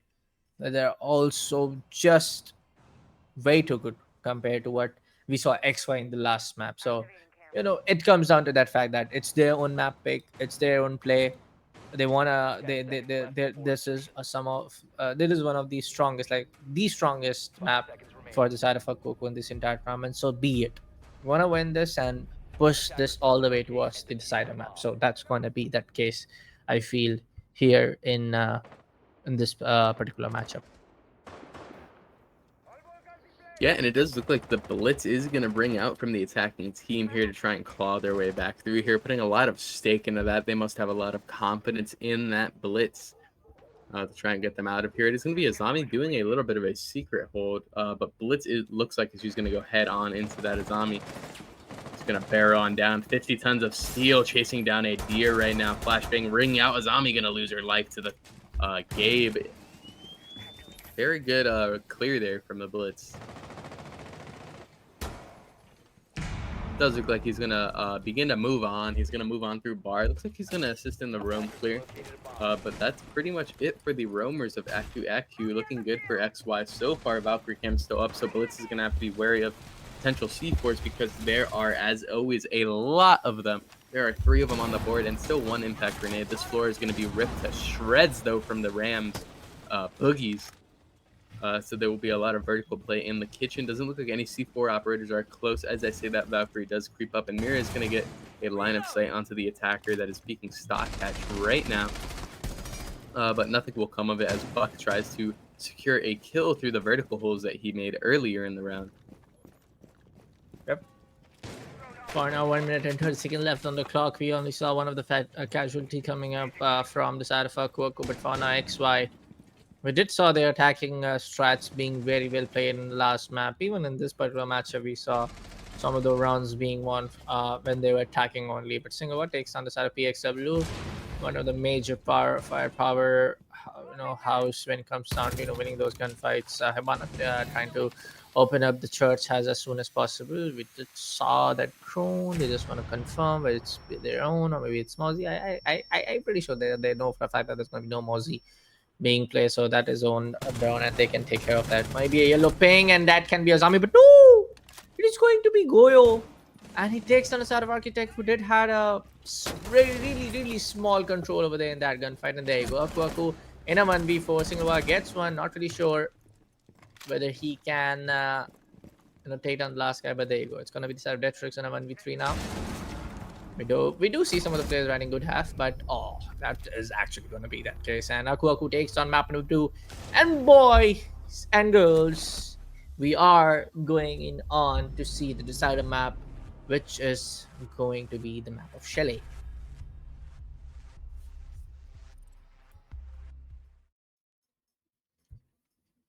Yeah, good map there out of XY, but it wasn't enough, and it does look like Aku is going to win Clubhouse. So they'll bring us to Chalet here in a second. Chalet, very good map, very competitive map. I consider it to be second only to Clubhouse. Map is very incredible. I love the map. When we talk about this particular matchup, I definitely did say it. And I did say it out of the fact that, and out of the entire data that we got from the side of map number 1, that XY is the better team. But again, I did say that, keeping that map pick and the map favorism aside for a second, that it's their own map pick and they're gonna win it. But Aku just proved me wrong in all of the corners. That it's like the entire map thing, that if they are able to play, they're one of the strongest maps, and these strongest maps, they're gonna show the way to go all the way towards this decider map and make the side of XY just only getting 3 rounds in their favor. And that was 2 of the attacking rounds and 1 of the defending rounds in their favor. But there you go, folks. This is going to be map number 2, and that was going in that we saw going into favor of Aku. A really smart and well played map from the side of Aku. But again, we did saw some of the mistakes coming in from both sides. But again, it is Aku to take map number 2 in their favor. The score line is going to be 1-1. We're going to take a short little break here at D4 Touch League Season 4. You're going to see the switch stage. And for now, we're going to go for a short little break, folks.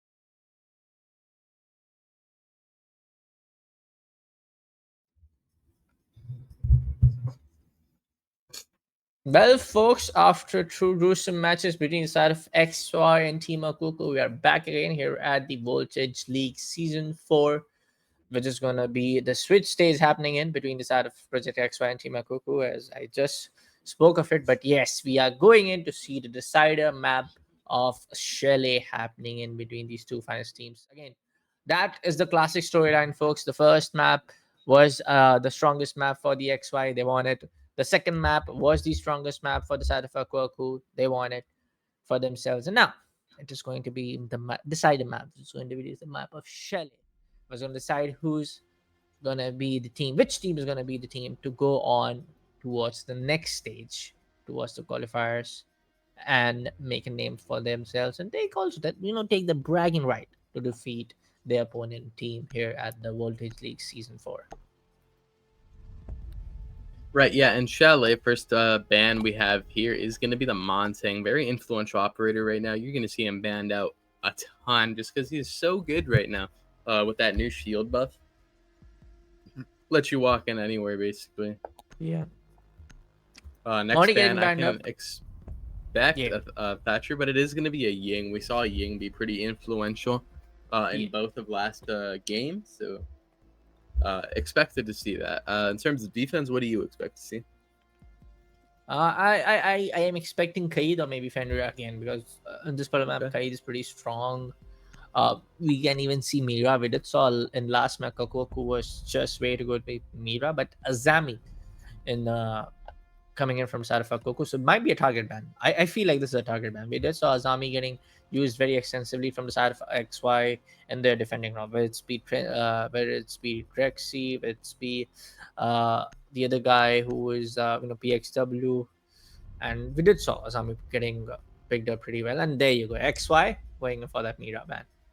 So not a very usual, is an extraordinary ban, if in my opinion, on a map like Chalet, especially both of them getting to know each other's strong operators pretty well now, because both of them have played one map and lost one map to each other now.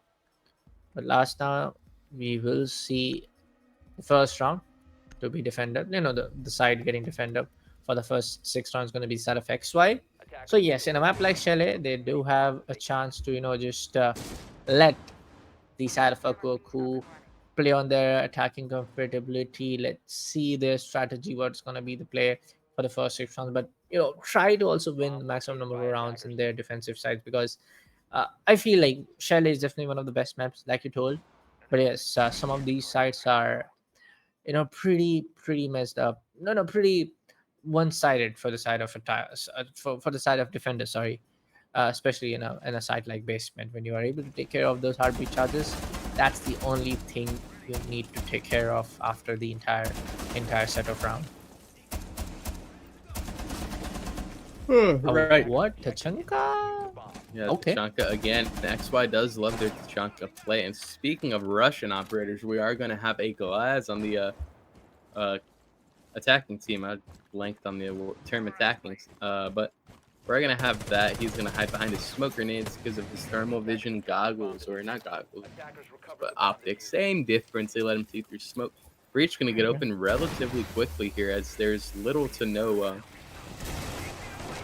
tension against it, so that's going to have wall open. That's going to be easy access on the site. Doesn't look like it's going to be a rush play. The Flames not quite hitting their mark. The Glass covering Thermite, getting this bomb down very easily. No, it's going to be a C4 to deny it at the last second. Thermite's going to get injured here. Sleek going to lose his life, and then it's going to fall apart for the attacking team here. 3 versus 5. Netted nothing, basically. Just lost 2 lives. The only thing they have going for them is the wall open. Mute is going to get injured by the Glads. They'll try and get the refrag there, but it won't happen. Thatcher will pick up the diffuser, and they'll recoup here and just try and recoup their losses. Yep. For now, we do see a couple of bodies getting dropped down from both sides. But for now, it's going to be a 4v3. Thomas with a glass. It's going to be double kill. Ooh. Just a very small and cheeky angle right there for the side of Valk, and he will be able to take care of the attack over there. Thatcher and Glass going to be only a side of the operators to get to remain alive in this last 1 minute and 20 seconds as I speak. Valk is still playing on that main fireplace chairs over here. but I feel like Valk is definitely gonna take care of Trinity over there. Sorry, single war over there, and there you go. I vice versa said it, but it's gonna be a 1v3 now. Switching up to that SMG, Valk is gonna take care of the third kill coming down in his favor, and Trinity is gonna be the guy to take care of majority of the attackers coming down to his way. And first round, pretty good start in a decider map like this. But yes, I'm not gonna say this time around, Frankie, that this is gonna be XY to take this first half in his own favor. I'm just gonna say good one Hmm. from the side of XY, because we I did saw got you. what Aku did in the last matchup, in the last map that we saw on towards Clubhouse. Attackers need to locate and Yeah, defuse honestly, it bombs. was looking really promising for Aku until that C4 came out and just completely derailed their entire attack strategy. Didn't even kill the thermite. It landed relatively close to him and just injured him, but it was enough to ruin that plant for them. Yeah. But anyways, we are gonna go on to the top floor office bedroom. This is a common bomb site you see a lot. Yeah, this is gonna be a common bomb side of, in the 10 second seconds map, that's left just gonna before be insertion. inside of our office, and the 5 side of seconds left before insertion. the master bedroom over there. But for now, in the side of Akuaku, we do see a little bit of change happening in the attacker lineup. We do see Grim coming in. We do see Nomad being in play. We also see just one hard breach, and you only need one, to be very honestly speaking. That's going to be side of face. So maybe if you wanna go for Thatcher, sorry, the side of Thermite or anyone, but ooh, Valk, you gotta be really careful. One of those bullets can get connected. Just gonna go for that aggressive play. We have seen Trinity and PXW play really well with that MPX and also with that Deagle, especially when we talk about PXW. For now, in terms on the side of attackers, they are gonna be very ready to maybe push down toward the piano hallway. But for now, we do see them going on towards the side of the basement garage. And the first pick is gonna come up from the Oh, side of Nomad. And that is going to be none other than a wall bang, a pretty good damage on towards Echo as well. Boy, oh boy. You gotta be really careful where you're standing right now, Echo. But he's gonna take a little bit of that stim. Gonna reset himself with a small amount of boost as well. Air jab's gonna get placed upon, so that's gonna be a Solarium push coming in from the side of Aquaco, I guess. They're gonna take care of the Solarium, go on towards the side of bathroom, sorry. Take care of that area as well, and push all the way towards site number A, or maybe site number B. right, and we're gonna have the repels going out, hard breach ringing out. It looks like the execute might be coming here relatively soon. I think those are Grim Bees that are flying out. The Valkyrie will have her position targeted, but she's in a good spot. She doesn't need to move unless an attacker goes bathroom window to try and dislodge her. But Thomas is gonna get one onto Trinity. That's the Valkyrie off the board. She was sitting pretty, and it's going to be the buck below to try and commit some soft breach atrocities against the attacking team here. Fenrir going to have to creep back up the blue staircase to try and assist his teammate, as it is just Echo and Doc fighting a two-front war that they are losing at the moment. It's like Ash is going to have to cut off. Is she going to see the Fenrir? She is. It's going to make it a 2 versus 5. The defensive team here, the Echo's going to following suit will likely be the Doc, who is now in a 1 versus 5. He'll see the ace. He'll get a kill onto him. He'll have to quickly find his next target. It'll be the Grim. He'll injure him, but he'll trade, dock himself up. But it'll be for no reason, as the Ash will quickly clean him up.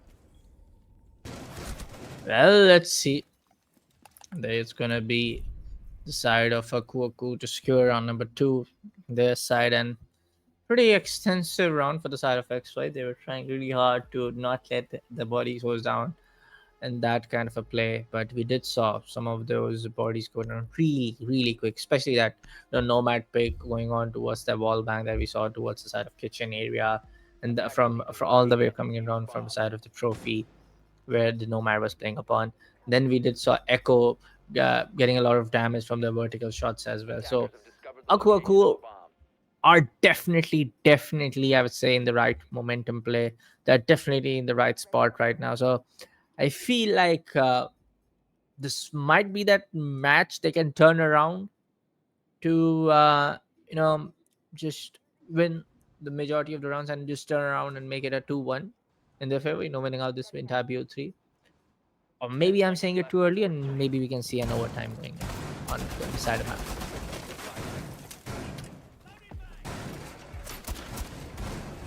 Yeah, but other than that, we're going to see Bar Gaming. It looks like we're going to see a pretty atypical hold here. Shield top blue, mute jammers are going to go down in library.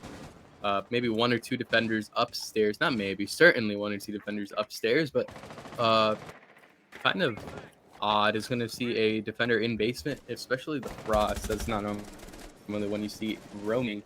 Normally you see that Frost playing top blue with her shield. But it does look like we have a blitz. We're going for the fastest world record roam clear here. He's cleared out most of the map already with 40 seconds. And he'll just keep going. And right now he's running up Solarium. He is on a collision course for the defender playing top library. It'll be the Jaeger. He'll have to heads up this guy, and he'll just have a bulletproof camera to spot him out, so he'll at least know he's coming. But the blitz is going to be aware of a potential crossfire, and it'll be the IQ to pick one up on a PXW. And then Frost will immediately answer back with one of her own onto the same operator. That's a mutant IQ off of the board. Yep. For now, it's gonna be the side of Kuryawa. It's gonna be side of Flourish. Maybe put some Flourish on and push down the side of Tachanka. Even though the fireplace is that fire bomb is on, they are able to take down the control of this piano hallway. Buck is also already in. They want to take this one taker control really hard, and they're just gonna go for it. Logic bomb play is gonna come in. All of the phones are gonna ring up. They have a little bit of intel who's gonna be where on which of these specific corners. But yes, Blizz is something that you need to take care of. We have seen Blizz, Monty, all of them. She's getting reworked, and a little bit of that buff has definitely been played. And we saw, and that is the reason we are able to see a lot of these shield operators being played in the T1 lobbies as well, in the pro leagues as well.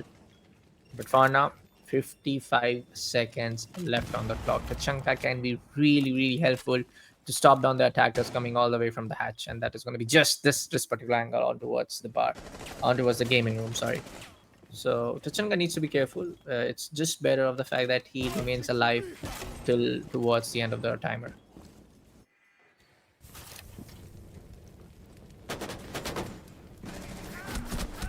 Yeah, it looks like we're getting the blitz fall to the Frost. That's going to be a strong execute off of the board. 20 seconds left here for the attacking team, who are now put on the back foot. 4 versus 3. Make that a 3 versus 3. Make that a 3 versus 2. Thomas entering onto the site with the buck. Make it a 3 versus 1. Tachanka outside somehow. Why is Tachanka outside? I don't know why, but it'll be cleaned up by Thomas. Strange round there, but it'll net attackers yet another point. Well, there you go. Tachanka was maybe a little bit confused, or maybe just a little bit too aggressive, but you gotta pay the price for now. And that's gonna be the second round coming in the favor of Aku. And a pretty good one, I would say, on what is happening in side for Koku. But for now, we're definitely gonna take a look at the replay for whatever was 4v3 in the last 25 seconds. And there were just only 3 attacks. Melusi got taken care of from the side of Bug. Then there was a double kill coming in from side of Tomaz as well. Tachanka over there was a little bit confused, I would say, for now. Just a little bit confused. Yeah, I'm still not quite sure how he ended up outside, but I mean, we'll roll with it. We're going to run a wine cellar extend into Boiler Room. Yeah. I like that extension. However, it is very risky and very hard to get right. Yep. Because attackers tend to just flood it and win based off of it's kind of like D-Day. You just win based off of sheer numbers. They run out of ammo. Mm-hmm. But we are going to get likely a backside push. I believe this is the lineup for that. You have Soft Breach to clear out Wine. You have Nomads for the flanks, and then Grim for the execute. I think we'll see it. Yep, that's how I would attack this. I'm really sorry, my apologies for that pause. But fun. We do see the side of Grim coming into the play. We do see Ram combined with that. But for now, from the side of the defense, side of side X, we don't see any major variety of changes coming in the defensive lineup of operators. We do see Tachanka, we do see Mute, the pretty usual ones. But for now, Nomad is going to be something really important, something really impactful that can be played from the side of Aku Aku. Oh, we do see Tachanka playing on the first floor. We do see him getting getting companioned from the side of Valk as well. But for now, the Tigers are gonna take control of the second floor. They're gonna take care of the first floor, and that's gonna be the play. Or maybe they can just go towards the back of the side, go toward the trench area. Is there a warden with that shield? And yes, there's gonna be. And it's not good looking good. Yeah, attacker's just running past his shield placement here. He won't be able to net much because if he decides to go through that rotate, it is likely an attacker holding him, but it'll be PXY of the MPX to catch one on a Grim, and it'll be Architect get one of his own with the hands of the SMG-11 onto the Thermite. Not looking good for the attacking team here, as Nomad is going to be put in a pit of fire, shot down to 50 HP by that Tachanka. Then PXY catching another one with the MPX onto Thomas. That's the ram off of the board. And quickly, it'll be a triple kill for PXW. Another MPX kill on the Sleek. He's just ripping apart the attacking team. We'll be able to catch a second. Whoa. PXW just crazy with the MPX, apparently. He is. And a couple of compliments coming in from the opponent as well. And now it's going to be a 2-2 scoreline, folks. This is something getting really, really exciting from both sides. And I have to say, what an impactful round coming in. And XY was trying to find this one, not gonna lie. A quad kill coming in, a 4K coming in for the side PXW, but he was this was about to come. This was about to come from side effects, right? From when the entire map number 2 started, they were not. Maybe the heads are not in the game. They're just losing every couple of rounds every now and then. But for now, this was that round that was so much important, so much needed for the side of PXW. A quad kill, and definitely this can be a bummer for the side of Aku as well. The eye opener from the side of XY, and maybe we can see a couple of more rounds from now on going into the favor of 5 seconds left. XY being played. Yeah, these teams are pretty even in terms of skill. I'd say this is now the third map in a row we've seen it be 2-2 in the first 4 rounds. No clear winner in sight as of yet, but there will have to be one of these teams no longer able to play in the tournament after this. Elimination games are fun, but they're also bittersweet. Yeah, but I feel like in a lot of these tournaments we do see elimination rounds being a best of one, but kudos to Voltage League doing this in a BO3. So I feel like both of the teams have more than enough opportunity to prove themselves. Exactly. And, if you still deserve to play, you still deserve to play. Exactly. It's best of 3. Yes. But anyways, we're gonna have the castle almost caught out here. He will hit the deck trying to save his life, but he'll lose it to the Zofia playing the trophy window. Excellent shots by Kid Adam 74 for Zofia and that M762. But Detox is gonna get another one with his SMG-11 to even it out. He'll catch the Zofia, avenging his brother in arms. The attacker's bomb diffuser has To make it even now, it's a 4 versus 4. Attackers not quite in the building yet, but as I say that, Thatcher or Sledge rather will catch one onto Architect. That is the Legion off the board, and then Detox with another one of the SMG-11 onto the Ace. That's hard breach off. Now it is a 3 versus 3. Lots of intel still left for the attack or defensive team. They do have 2 Yokais and 3 Black Eye cameras. C4 still in hand for the Valkyrie, and the shield still to work around with on the Warden. Still very defendable. Still very defendable, but this can be the case where XY can fall a bit apart. It's gonna be Val to get droned up from the side of Buck for now, and yes, Val in a really bad spot. Flashbang is gonna go in. A little bit of the skeleton key over there. But he knows that Valk is just right there. Nobody's just coming in for a diffuser. Second stun charge. Maybe someone can assist this Valk from the above angle, but DirectX will take care of single wire. And Val will take care of Buck, and that's going to be Nomad to be in a 1v3 now. Yep, Nomad 1 versus 3. She'll have to start her thing from basement, but it won't let her very far. as PXW, boy, oh boy. The Desert Eagle with black ice on it. He'll finish her up, cleaning up these rounds and just sending his team on the way to the finish line. He's just not stopping, man. I feel like a play coming in from an operator like Demus is very important to get that target that markup towards PXW, or maybe just get that kill and take care of PXW as soon as possible. I feel like, because this is what I was talking about in the last round. We did saw PXW being so good in the last round, in the round number 4, that he was able to take that 4K. Even before that, we did saw a couple of kills coming in favor, and now he is just being really, really good in the entire play now. I agree. PXW, a very obviously a star player for his team at the moment, but we are going to go on to Kitchen Dining. Another Tachanka being seen here out of XY, who just absolutely love the Tachanka, and they'll also bring a roam strategy for the master bedroom for the attacking team to clear. They bring a floors with them, but there's not much utility for the floors to clear out here. Yeah. They also bring a Brava, presumably to hack the black eye cameras and possibly Jaeger ADSs. But apart from that, there's also not much for her to really get at here in terms of util. So you got to wonder, would they have benefited from bringing other attackers? Let's see. Not really sure whether this entire map can go on, because this is a decider. It is not going to be map number 1, not map number 2. And I feel like both of the sides are right now in a pretty tight spot.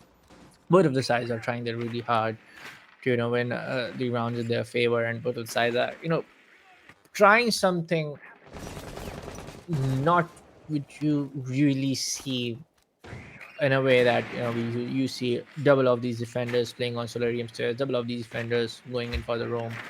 One of those really extraordinary anchors being like Tachanka, so good with the DP, and there you go.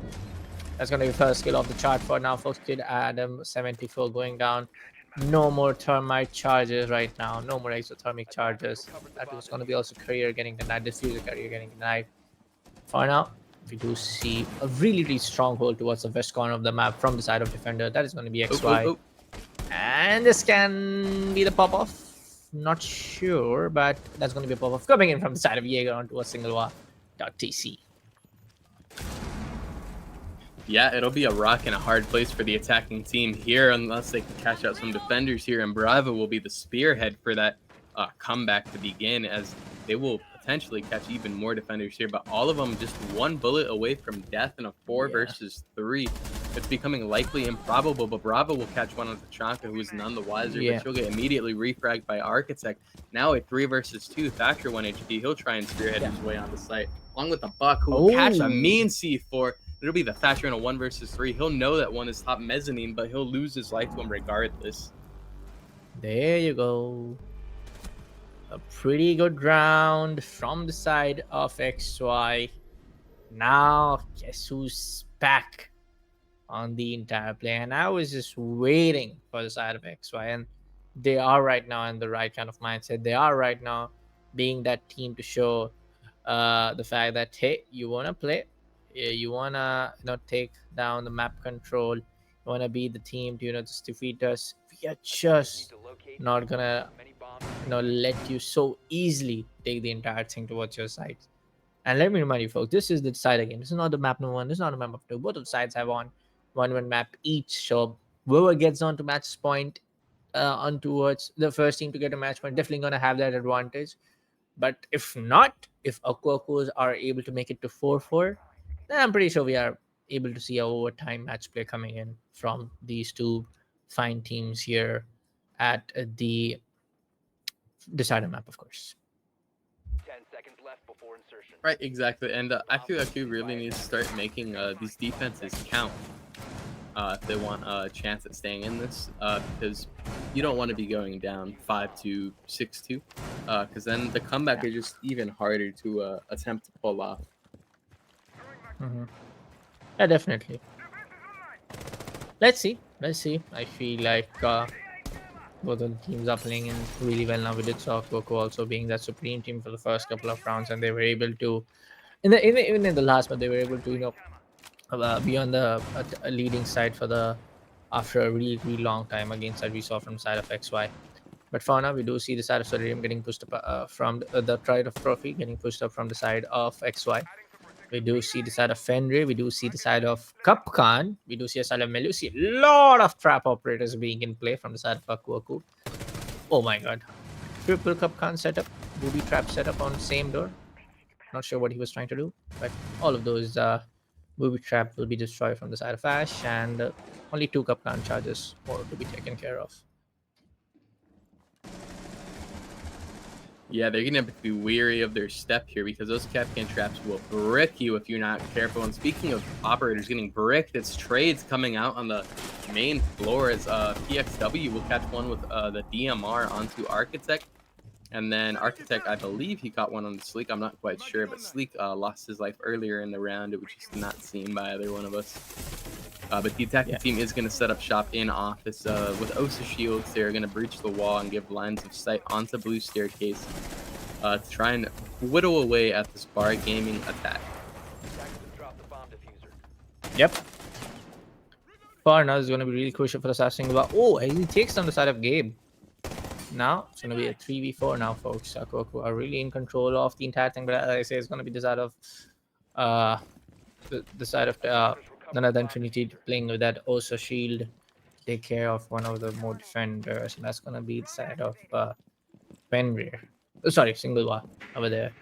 And who was the guy to which was the guy to take down the side of Gabe, as I was trying to re-narrate the entire thing, but 45 seconds left on the clock, not a lot of time left out for the side of attackers to go down to take down the plant, go for the diffuser charge. But for now, Trinity will be able to take down the double kill, and a lot of these Dreadnought mines are causing a lot of trouble for the side of Osa. So I feel like the other guys, Osa and Dokubi, will just go for the gunfight and try to win the gunfight and taking those frags and winning out the entire round number 7 in their favor.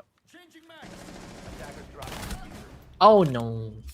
Yeah, it looks like 1 versus 2 finally for the attacking team as Fenrir and Wamai are going to finally catch frags onto the attacking team. 1 versus 2. She's going to have to try and creep in and catch this Fenrir off guard. 7 seconds left. Diffuser not in hand. It's going to be a rough one for her to try and claw back. She'll catch the Fenrir, but it'll be 4 not as the Wamai is just going to hide. Defenders win that round just off of time. Pretty good one, I would say. I agree. Yeah, for now, I mean, kudos towards the side of Fenrir placing those Dreadnought mines so smartly. Like every now and then it was someone, from the side of the attackers to get caught up, and the line of sight getting just blocked up from all of the angles possible. So yeah, those Dreadnought mines are something to be taken care of. I'm pretty sure they're gonna pick up IQ in the next round. I don't really see that coming in, but for now, it's going to be Grim. That's going to be Ace, or maybe someone like a guy like Blitz to come up. But for now, it's going to be the similar kind of a defensive lineup of operators coming in from the side of Aku Aku.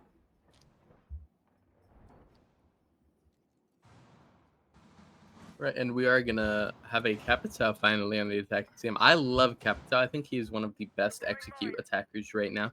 Bringing smoke grenades, bringing area denial for the defenders to not be able to swing your defusing attacker. I think it's a very nice thing to have on your team. I think most attack comps should involve a Capitao in some sense. Okay. That and Ying and Grim, those 3 should always be present if other 2 are not. As we also do have a Grim as well, so it's going to be a very strong execute, I'm thinking. Yeah. Let's see what kind of push we see. Ash already in towards the west main, and he knows there's going to be Valk playing on Kitchen, and Deathtrax will get that headshot on towards Valk. A second one for this boy right here. And and he's on fire. It's gonna be a little bit of wall bang coming all the way from the side of main hallway. That's gonna be Fenrir. But Fauna is gonna be Frost to take Oh. care of that Ash, and there you go. It's gonna be a 4v3. Yeah, very aggressive early round. Trinity will even catch one onto the Frost, or Castle, I should have said. But now it is a 4 versus 2 for the attacking team here, and this is only 1 minute into the round. And Yep. this sets the attacking team up very well. Dokkaebi calls flying out. Frost is going to negate that, but the Fenrir is going to be audible, and he'll catch one on the PXW. Oh. That's a very hot gun for the attacking team. Gone, however, they do still have man advantage. But on the flip side, Grim is 1 HP, sitting on 16. He's dead to both of these guns with just 1 bullet, so he'll have to tread lightly when he goes for this attack. Attackers have dropped the bomb diffuser. Likely go for the attack. A double kill coming in from the side of Singapore. And now it's gonna be a 2v2. Things can definitely get changed up. Things can definitely take a toll on the side of attackers right now. Because Grim is just on 16 HP. There's gonna be a lot of responsibility on the shoulder of Capita. But oh, it gets taken up from the side of Thomas, and now it's gonna be a 1v2. Not really sure if we can do it. And this amount of HP, just 16 HP, just 1 bullet onto your body, not even a headshot, and you will be gone. And there you go. Aku winning up another defensive round in their favor, and I feel like, frankly, we are going to see an overtime match. I feel like we might see it. It is now 4-4. Teams are very neck and neck right now. Yeah, I think we might see it. yeah, I am definitely in for it. I'm pretty sure this is gonna happen. I'm pretty sure both of the teams are gonna fight down till the last drop of blood Locate and defuse here in bomb this diffuser. matchup, and things can get interesting from there.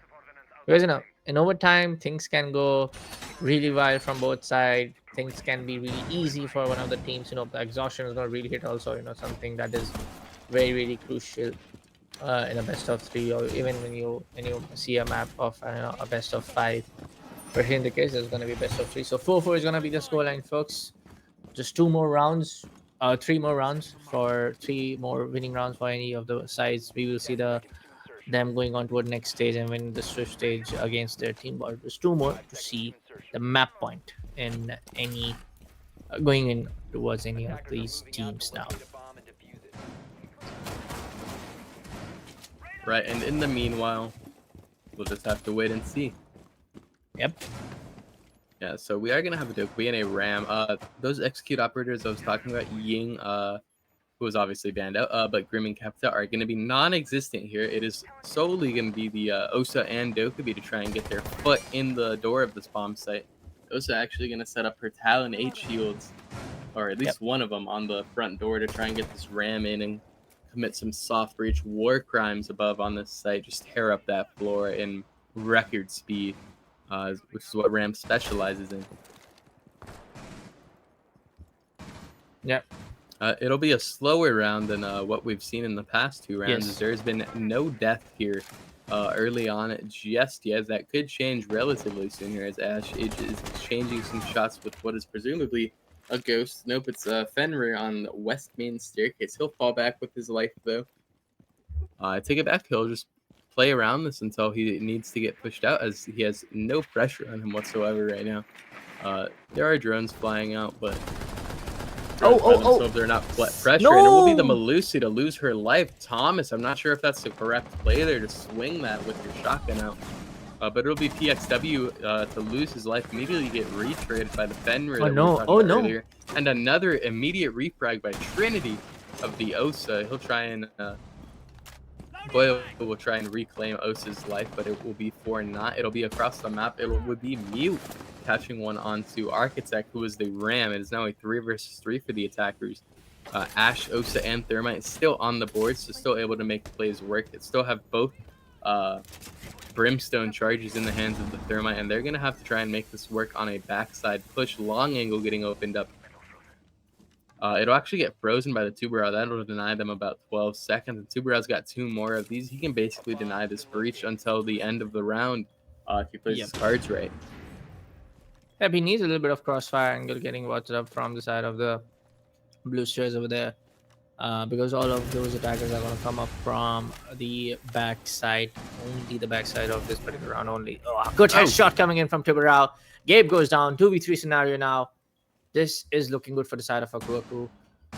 It's just going to be the blue hallway that needs to be taken care of. If there's not a lot of time that Ash can go all the way towards main stairs, but he's already upon towards dropping down from Mats, getting killed up from the blue hallway angle, and there you go. Just one attacker that's gonna be the side of Osha, sorry. And he was already freezer from the Tiburao charges, and now it's gonna be Akuaku take that round in his favor, and that's gonna be 5-4 now, folks.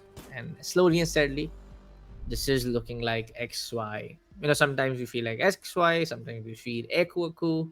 And this time around, it's round number 9 going into favor of Akuaku.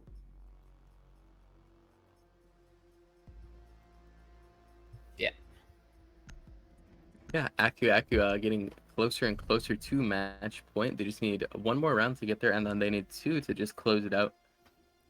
So it'll be nice if they do. I do want to see overtime, though. Attackers need to locate I mean, we as Crasher definitely want to see overtime. Not really sure if these teams want to see the overtime happening in these teams. Absolutely not. They want to close it out in regulation. Yes, they want to close it down. The faster they get it done, the better. Yes, that is definitely the case, but I also feel like on how both of the teams are playing in, that is one thing, but other teams are also being very, very extensive, very, very dependent on some of those fragging play. It is the side of Trinity, it is the side of Dietrich to be the guy to take down frags, the maximum number of frags, going ham in some of those rounds. For the side of XY, for the side of Okoto, sorry, that is not going to be the case for a lot of these players. Only Thomas on 10 frags right now, single wall with 8. So we need that sometimes you need that individual fragging capability coming in from some of these players sometimes around. So might be the case where Okoto will just rely on that team coordination to take one more round in the fair, make it a 6-4. And then we might see a couple of rounds going in towards the side. No, not a couple of rounds. Just one round going into the side of XY. Things can get changed. But what? Wow! Somebody check this guy. I'm just joking. That What? that is Whoa. unfortunate for the defensive team. They're already on the back foot as Mine's injured, Frost low on HP, and on top of that, you get basically a wall bang on the rank star window. That's just unfortunate. Fenrir also taking some damage. This is looking rough for the attacker or defenders, and PXW gonna get another one. He'll catch 2 actually. He'll clean up that Wamai. Now 2 versus 5 for these defenders, and it looks like XY has just brought it back to 5-5. I don't know what to say right now, but there's but it was very, very unfortunate, man. It was very, very unfortunate. But for now, there's not a lot of thing that you can do, and it's gonna be just left out in a 2v3 spot, 2v5 spot, and Frost just playing with that 12 HP, Mute with that full HP. He's just gonna wait around a little bit that he can get some of those frags in his favor. Maybe a little bit of clutch potential we can see making it 2v2, but after that, not really sure. Things can get interchanged, and Okuoku can win this entire round in their side.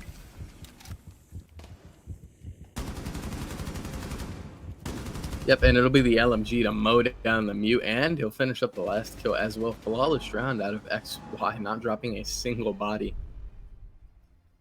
Very nice out of them. They'll bring it back to 5-5, and now both teams are just one round away from match point. Just run down away to making it towards the match point victory. Match point, sorry, not match point victory, folks. And then after, maybe someone can go towards the match point victory, and then we will see who is gonna be the team. Which team is gonna be the team to win out the entire thing in his own favor. But for now, it's gonna be the second floor site. It's gonna be towards the side of master bedroom and side of the side of office and the master bedroom. To get picked up from the side of Akuoku, in which we have seen XY being very, very aggressive, especially the side of Trinity and their tricks in this particular map. So things can get changed. Maybe for a change, we will see a Coco winning out this one and make it a 6-5. But it's too early to say what's going to happen. If you ask me. 5 seconds left before insertion. Too early to tell. But we're gonna have a lot of intel on the defensive team here. 2 bulletproof cameras, Fenrir's, even mute jammers can be. That is a very nice double 360 out of Vidoki. PXW, just crazy in spawn. Anyways, before I was rudely interrupted by myself, Valkyrie camera is also going to be very great sources of intel here. And they do have Yep. 2 C4s to back it up.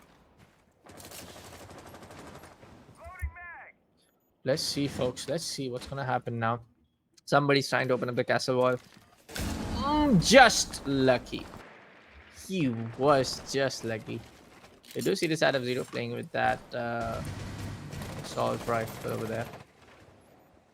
But for now, we can see some things getting changed up from the side of Defender as well. Zero is going to with that August camp. PXL was going to take care of the side of Thomas. The fire powerhouse going for the Titan, and now it's going to be this stun grenades to go upon stun charges. Sorry, but for now, single charge will take care of the side of Dietrich, and another one of the fragger guys, top fragging guys, go down from the side of XY. So a little bit of change, and single walk could have been the guy to go down from the side of Akoku. But for now, we will be lucky and to remain alive. In 10 HP is something very, very lucky over there now. Yeah, they will unfortunately get caught out. Fenrir almost losing his life, but it's still a 4v4 nonetheless in this game. Before we go into match point, one of these teams will be on the back foot after this. So far, just based off of HP, it's looking like might be Aku. However, they are the defensive team, which means they have a 6th player. That time ticks against the attacking team and is never with them in their favor. Right now, the defensive team just has to wait and sit for the attackers to make their push. Yep. Let's see what's going to be the play now. Not really sure if things can be really quick. We gotta wait for a while now, folks. Isaac takes in the side of Sleek with that headshot. We do see the side of Ace going in for the plant. 2 minutes left on the clock for the plant. The plant is going to be successful now, folks. Ace is going to go out, and now it's going to be Zero to take care of that crossfire angle, and now it's going to be really bad for the side of Akuk. And now it's going to be Trinity to take care of both of them, and it's going to be a 3K coming in for the side of Trinity now. Now Trinity Q now, and it is going to be map point coming in for the side of XY.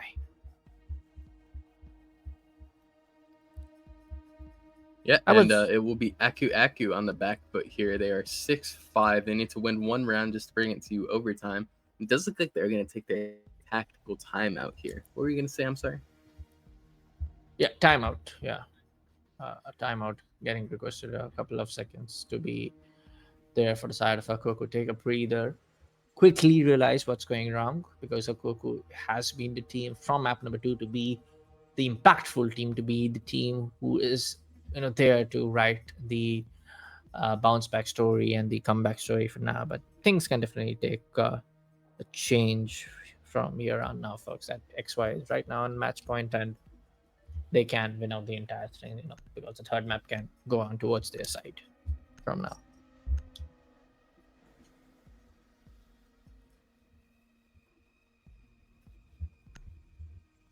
It does look like Aku is going to take us to Snowmobile Garage for their potential final defensive round here.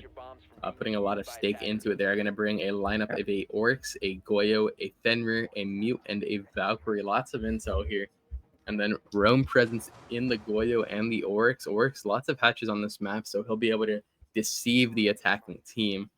In terms of a roam, he'll only have to worry about the Dokkaebi in terms of a roam clear. His phone in his pocket going to give him away as soon as they call him. Yep. Let's see what's going to be the play coming in from the side of Aku. XY is on the attack. something really impactful can be taken on. We do see Goyo, like you pointed out. It's going to see the Goyo Vulcan Shield is coming into the play. We do see the side of Oryx as well, so we can definitely expect a lot of these rotations happening in quick rotations. Oh no, boy! Wow. Thomas with that spawn peak, he's gonna get the side of Architect.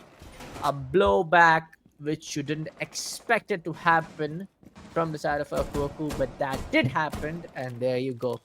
4v5 very early for the side effects right now. High risk, high reward plays coming out, but Yes. the situation really does call for it. If you lose this round, that's it out of the tournament. And those high risk are at the end of the day gonna net them what they need.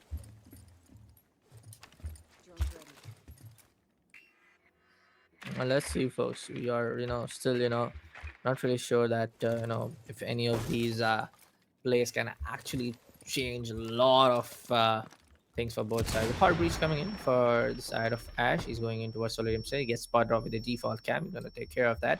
Two of the defenders really know, and they're going to go for that risk main wall bank shots. Things can get changed, but yeah, they're still trying to gather a lot of intel. Valk, I guess he knows. He knows. This guy knows. He might Oryx know. knows. Val gets taken off. Goyo in a bad spot now. Yeah, it One from seems the like the piano attackers hallway. know that there's at least one defender in piano Yes. here in the Oryx, and Oryx might get caught out by the piano door here, and it is, but the shots aren't gonna land. It'll be the Doke Beetle whip for SMG 12 mag.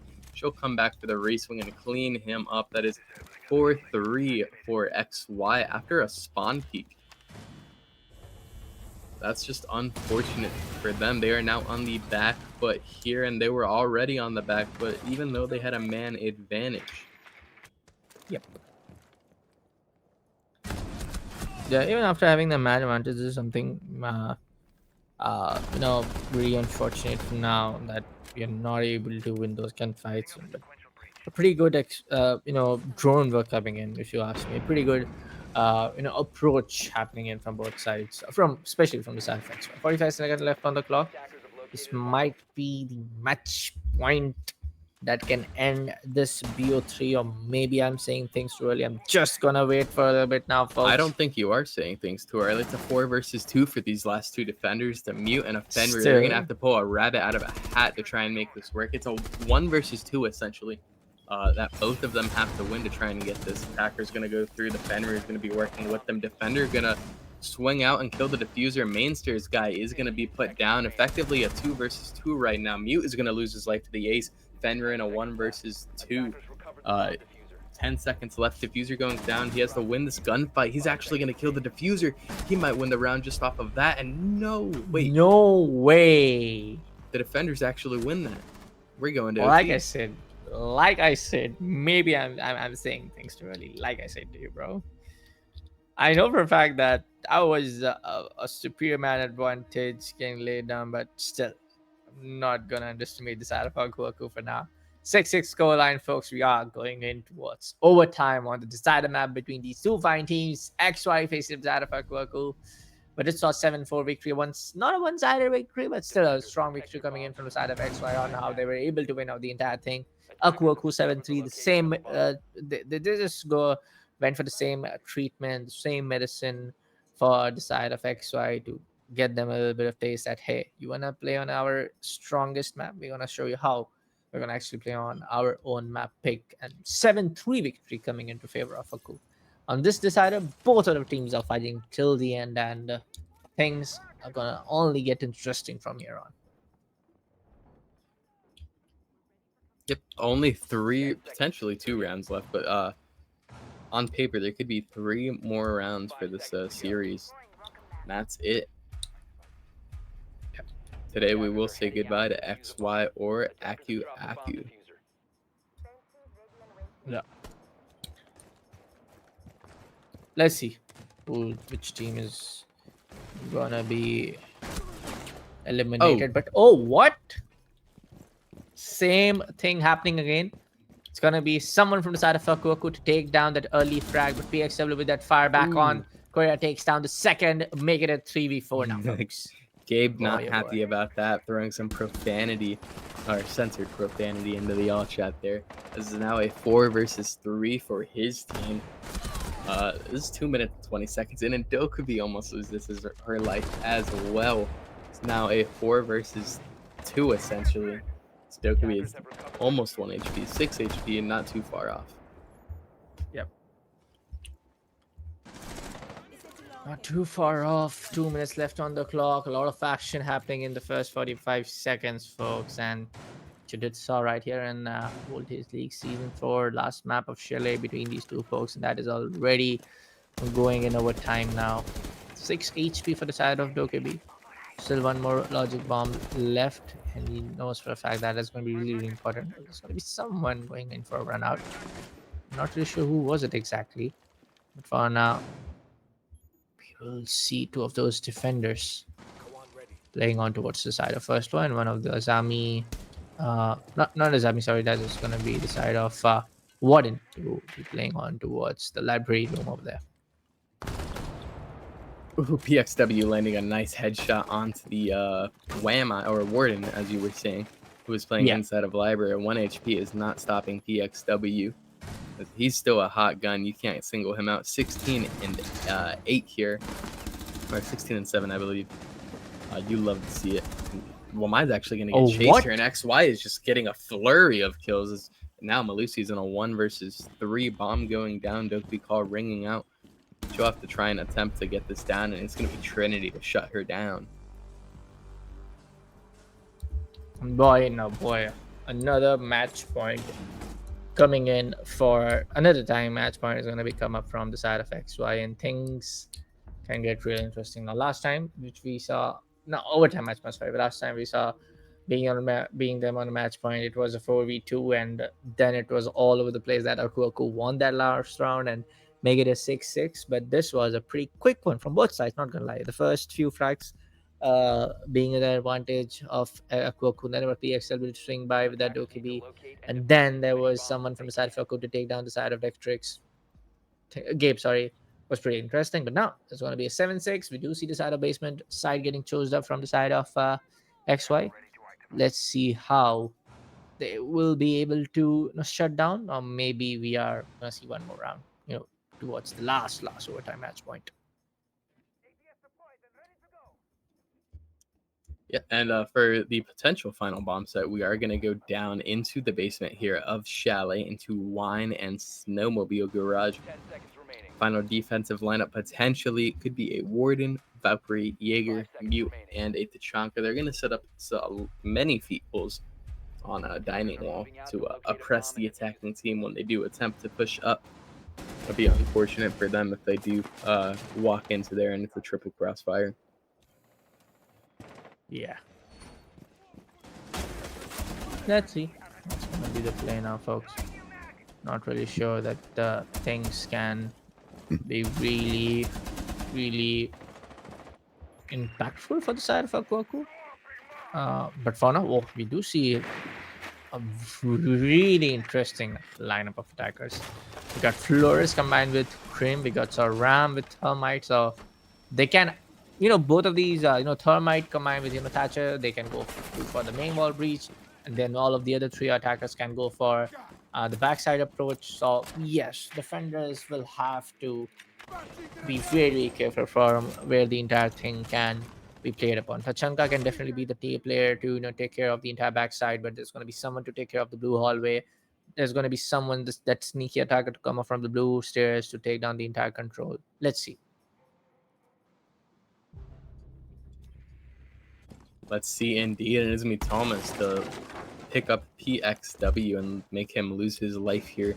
Not a player you want to be losing this early on, especially into what is potentially one of the last rounds you're going to be playing here. It will have no effect on this round whatsoever.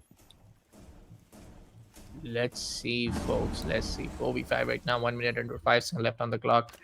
It's going to be really hard for the side of, XY potential man disadvantage. Already a man disadvantage. Ooh. Slide mistake, and Warden can be taken care of, but Detrix will take down the side of Corella with the long angle. Now it's going to be Tachanka to come down from the side of blue stairs. He takes a little bit of damage as well. Not a big one, but still. 4v4 right now. Grim trying up those Stinger Bees to take down the location of Warden. But Warden being This could be that bad if Warden smart boy. decides to sling that wall hallway. Yes, 4 with a versus 4. shotgun, not really sure. Oh, he has the SMG-12. Yeah. Oh, but it'll be the shotgun to take down the Thatcher of Sleek. It's looking good for XW here. And as I say that, a flurry of kills coming out. 3 versus 2 for XW. Thermite and Grim at the hands. Shotgun playing close on this Grim here. Is he going to see him? He will. 3 versus 1. Kid Adam is going to have to pull a rabbit out of the hat, but it'll be Trinity XY to clean him up and give XW or XY the win. What a lovely matchup, folks. An 8-6 victory coming in for the side of none other than Project XY. What a matchup, folks. What a matchup. Even in from map 1, we were definitely not really sure which round it will be. But in the map number 2, a pretty good and extensive, and I would say well played matchup from the side of Ekokun map number 2. Even when you talk about map number 3, the side of map number 3, both of the teams really played well. Of course, there was a lot of mistakes. I'm not gonna lie. In map number 3, there are a majority of mistakes coming in from both sides. Whether it's be Tachenka going all over the map, whether it's be not a throw, but a potential winnable round being in towards the side of XY that Aku Aku was able to win in a 2v4 that we saw on towards the match point. But a pretty good round at the end of the day, a pretty good matchup at the end of the day from both sides. Yeah, almost going all the way. I was a little on the edge of my seat there. I wanted to see the very final round because we were just right there anyway. But, satisfying games of Siege. I like Chalet. I like Clubhouse. Very good maps. Yes, for now, folks, this was the last matchup, and this is all we have for today's broadcast here at the Voltage League Season 4. The switch stage and the elimination matchup was between the side of Project XY and Team Akok, and that's going to be Team Aku Aku to go out of the round. And I just want to mention and just want to give a special shout out to all of our folks being in the back, and that's going to be Timash being on the observer, and a huge shout out to Rowan for pulling off this entire Voltage League Season 4. A huge shout out to our back-end producer, Mr. Zain, being one of the top tier guys when it comes down to the production side and our Siege community. And I guess that is all for now. Any last thoughts you want to put out, Frankie, before we go out? I like Clubhouse. I like Blitz. That's all I got. Okay. So yes, folks, that was it for today, folks. If you want to have any kind of feedback from me, make sure to drop down on my Instagram or maybe on Twitter, now called the Platform X. My handle goes by Bullet the Crazy Gamer. I believe it's Frankie for you, Frankie, on all of the socials. Thank you so much for joining in, folks. We'll see you in the next one.